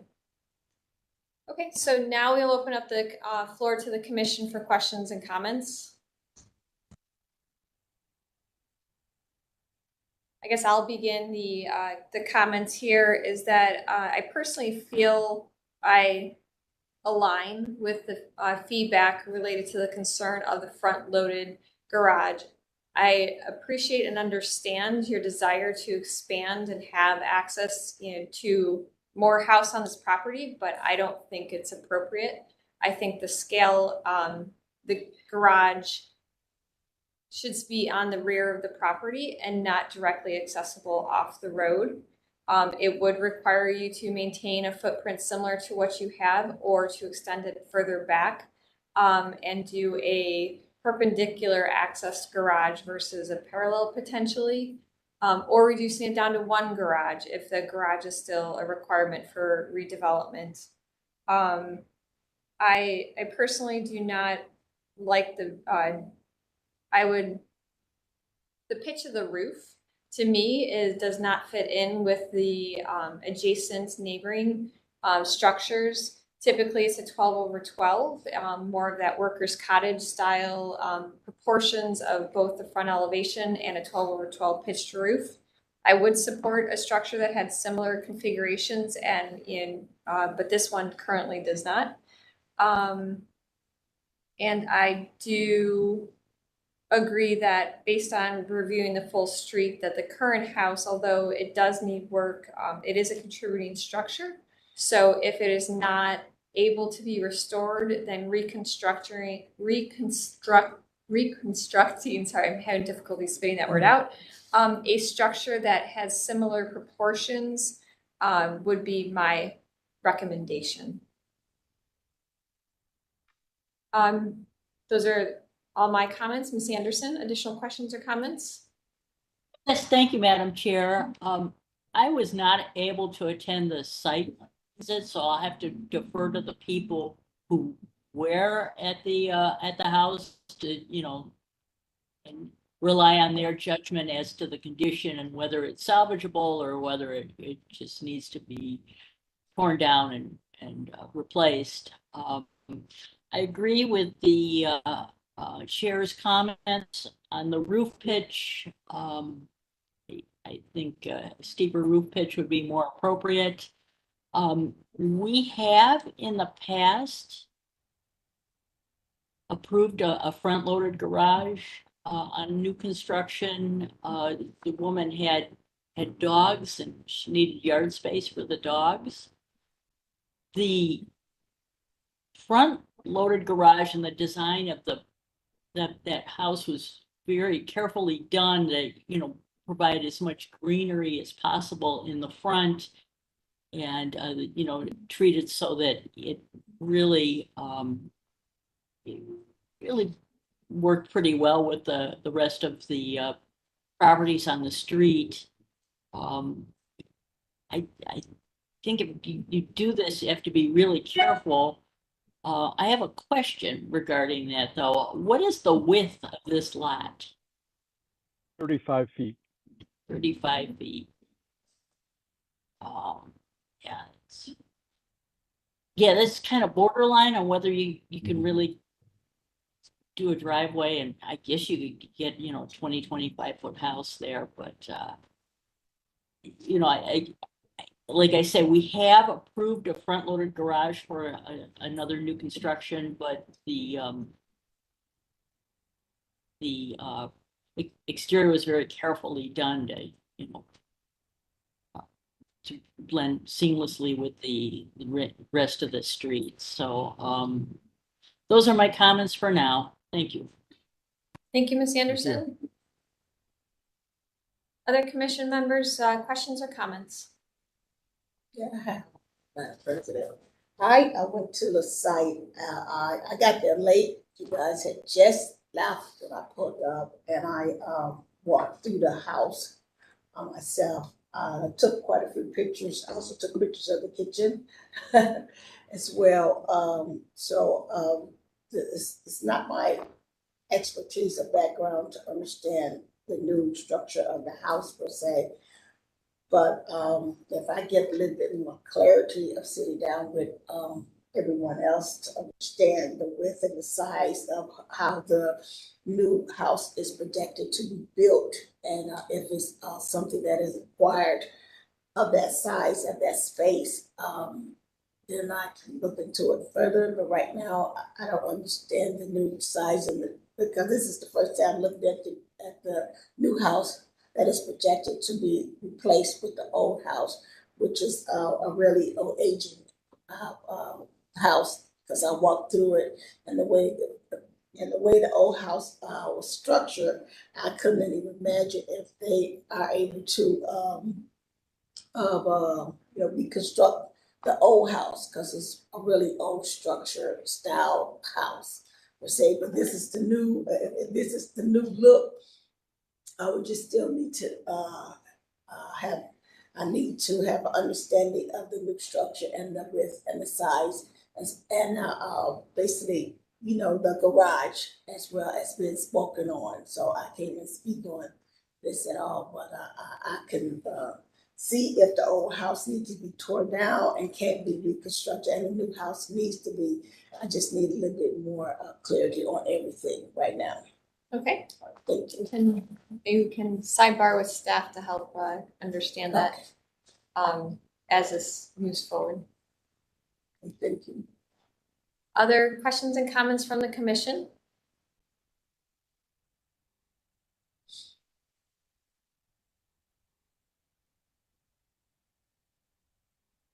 Other questions or comments from the commission? Chair, I do have some comments. It looks like on your drawings we have a standing seam metal roof. Is that correct? That's what we're presenting, yes, we're looking to do. I don't think that would be appropriate for this district either. Something more of a shingle look would probably be more appropriate. Asphalt shingle or something more appropriate. Mm-hmm. Any additional comments? Not this time. Thank you. Any additional questions or comments from the commission?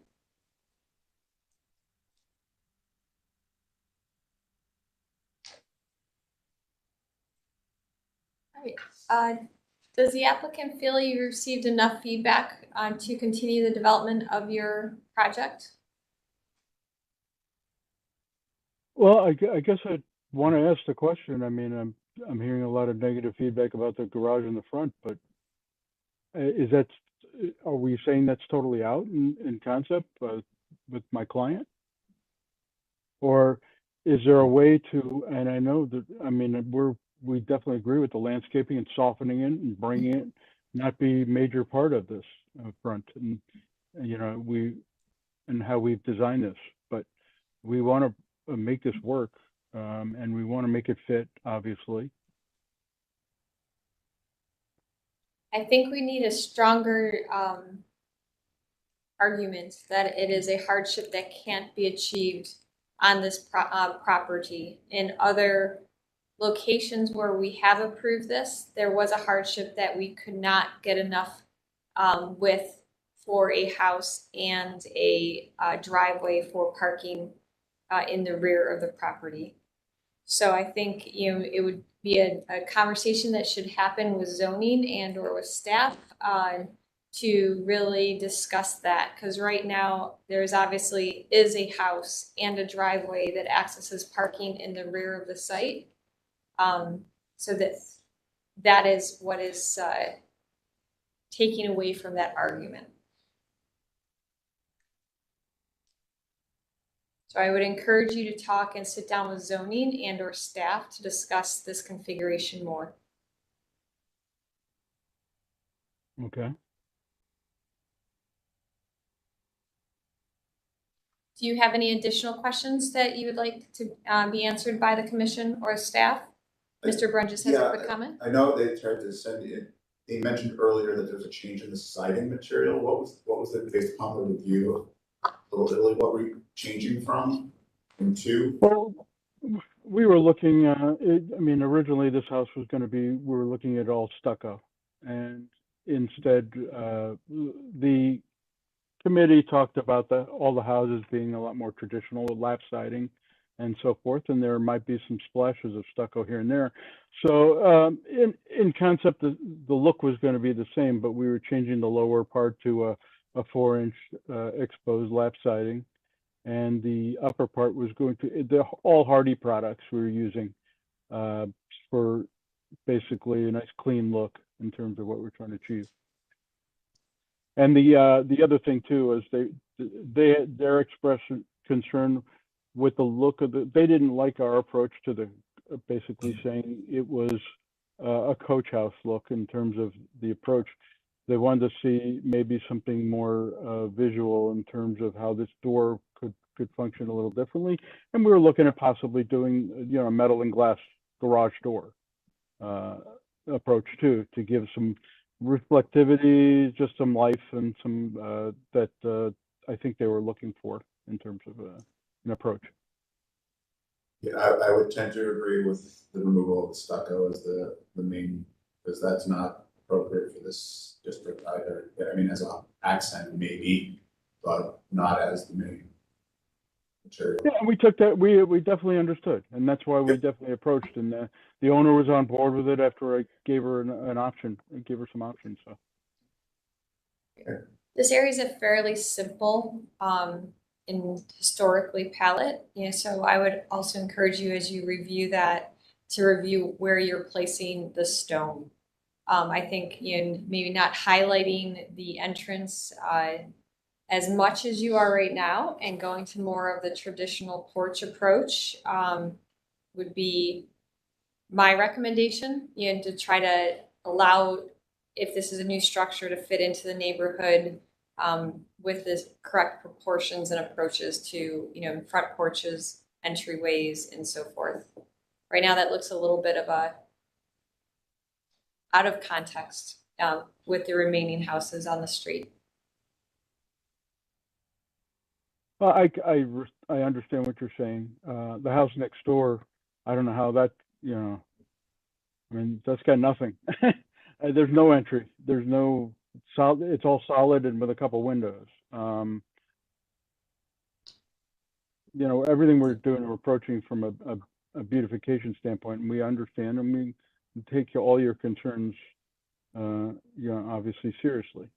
So we will definitely look to that and see how we can achieve that.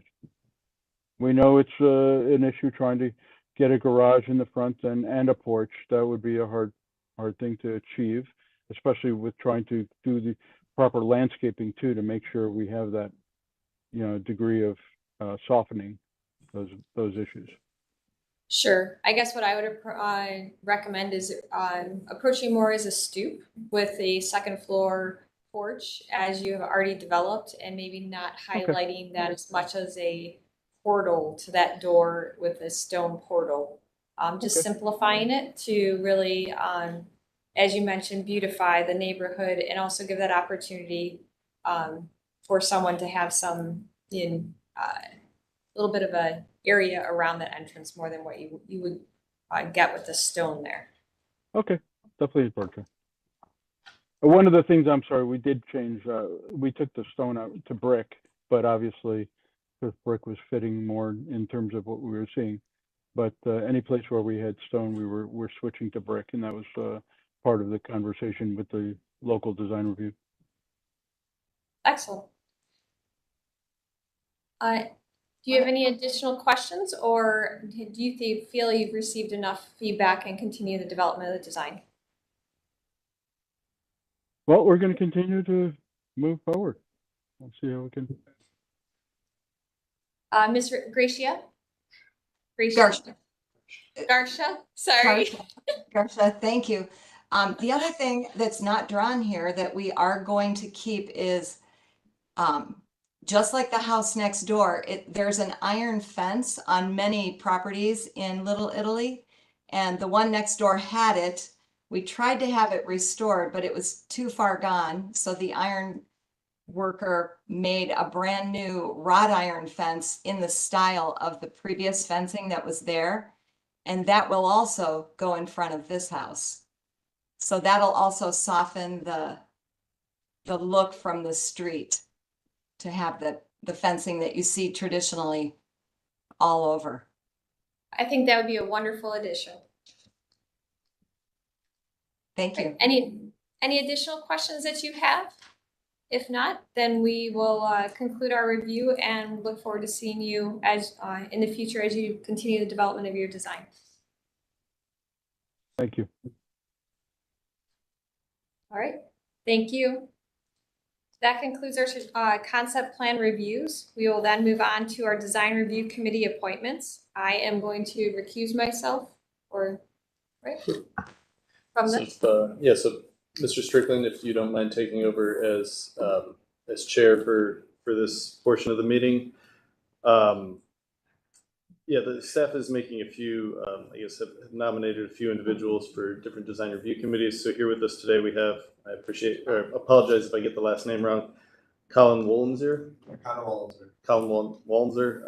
who we're nominating for the Little Italy Design Review Committee, Emily Scheffler, who we're nominating for the Magnolia Wade Park East Boulevard Brantwood Allotments Design Review Committee. Online, we have Christopher Persons joining us for the Ohio City Design Review Committee. And finally, Rachel Pierce is here with us. We'd like to see her on the Historic Gateway and Warehouse Districts Design Review Committee. It's kind of nice that we got to see a project from each of these, the committees that we're asking these individuals to be appointed to today. And I've spoken with each of them, and staff has reviewed their resumes, and which were shared with you all last week. I feel that these candidates are well qualified and would make excellent additions to the respective committees. So what I'd ask is if probably a single motion be made appointing Connor, Emily, Christopher, and Rachel to the respective committees, unless there's discussion that you want to have. All right. Dan, so are all of the candidates for these design review committees present at the meeting today? Yes, Mr. Persons is joining us online, and the other three are here in person. Okay, perhaps each of the candidates would like to make a statement about their nomination. And if you want to, if you just come up here, it's easier to. Hello, everyone. I'm Connor Wallenzer. Stand in front of it. It's real awkward. There you go.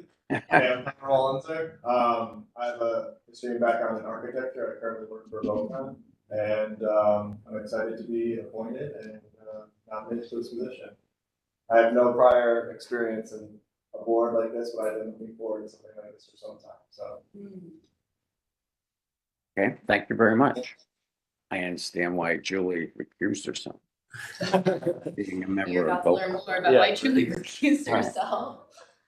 Hi, everyone. My name is Emily Scheffler. I am also an architect at Rokon. I work with both Julie and Connor. I have just been recently licensed and for sort of the next step in being part of this community and what is going on in the city. It's just a natural transition that I would like to see. Thank you very much.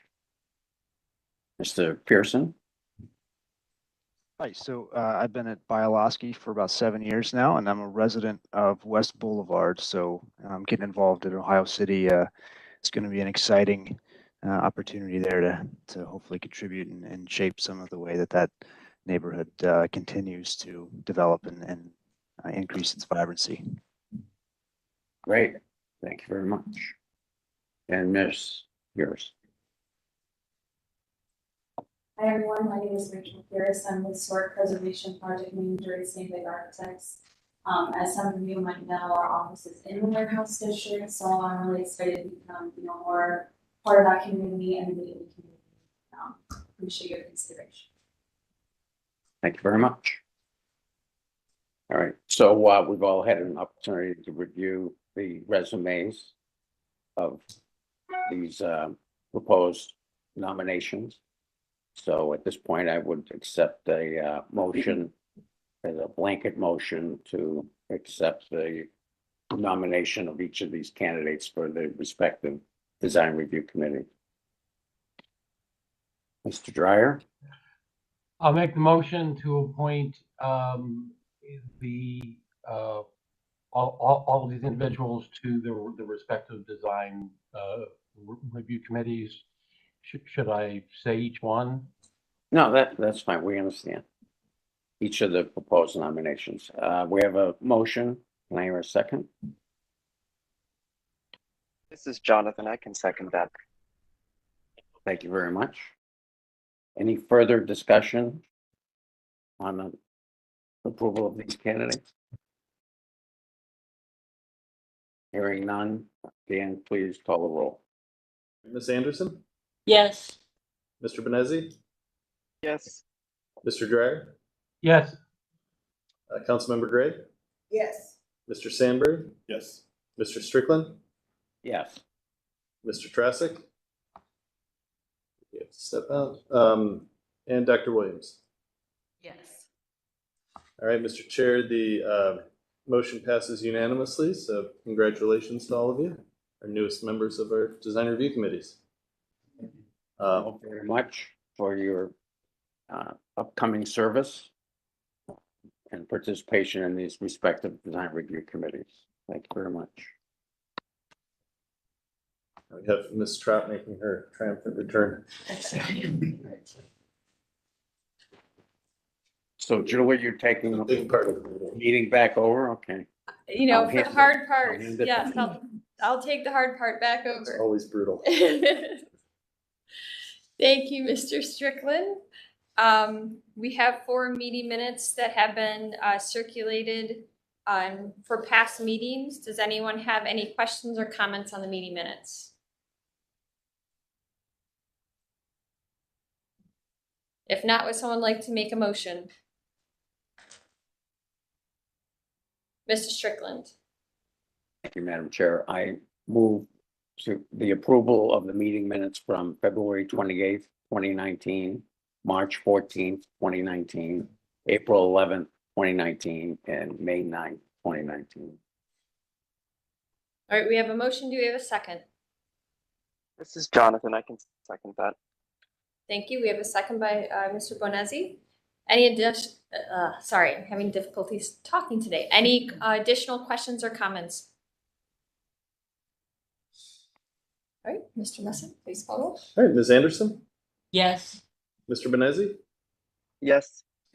Mr. Dryer, Yes.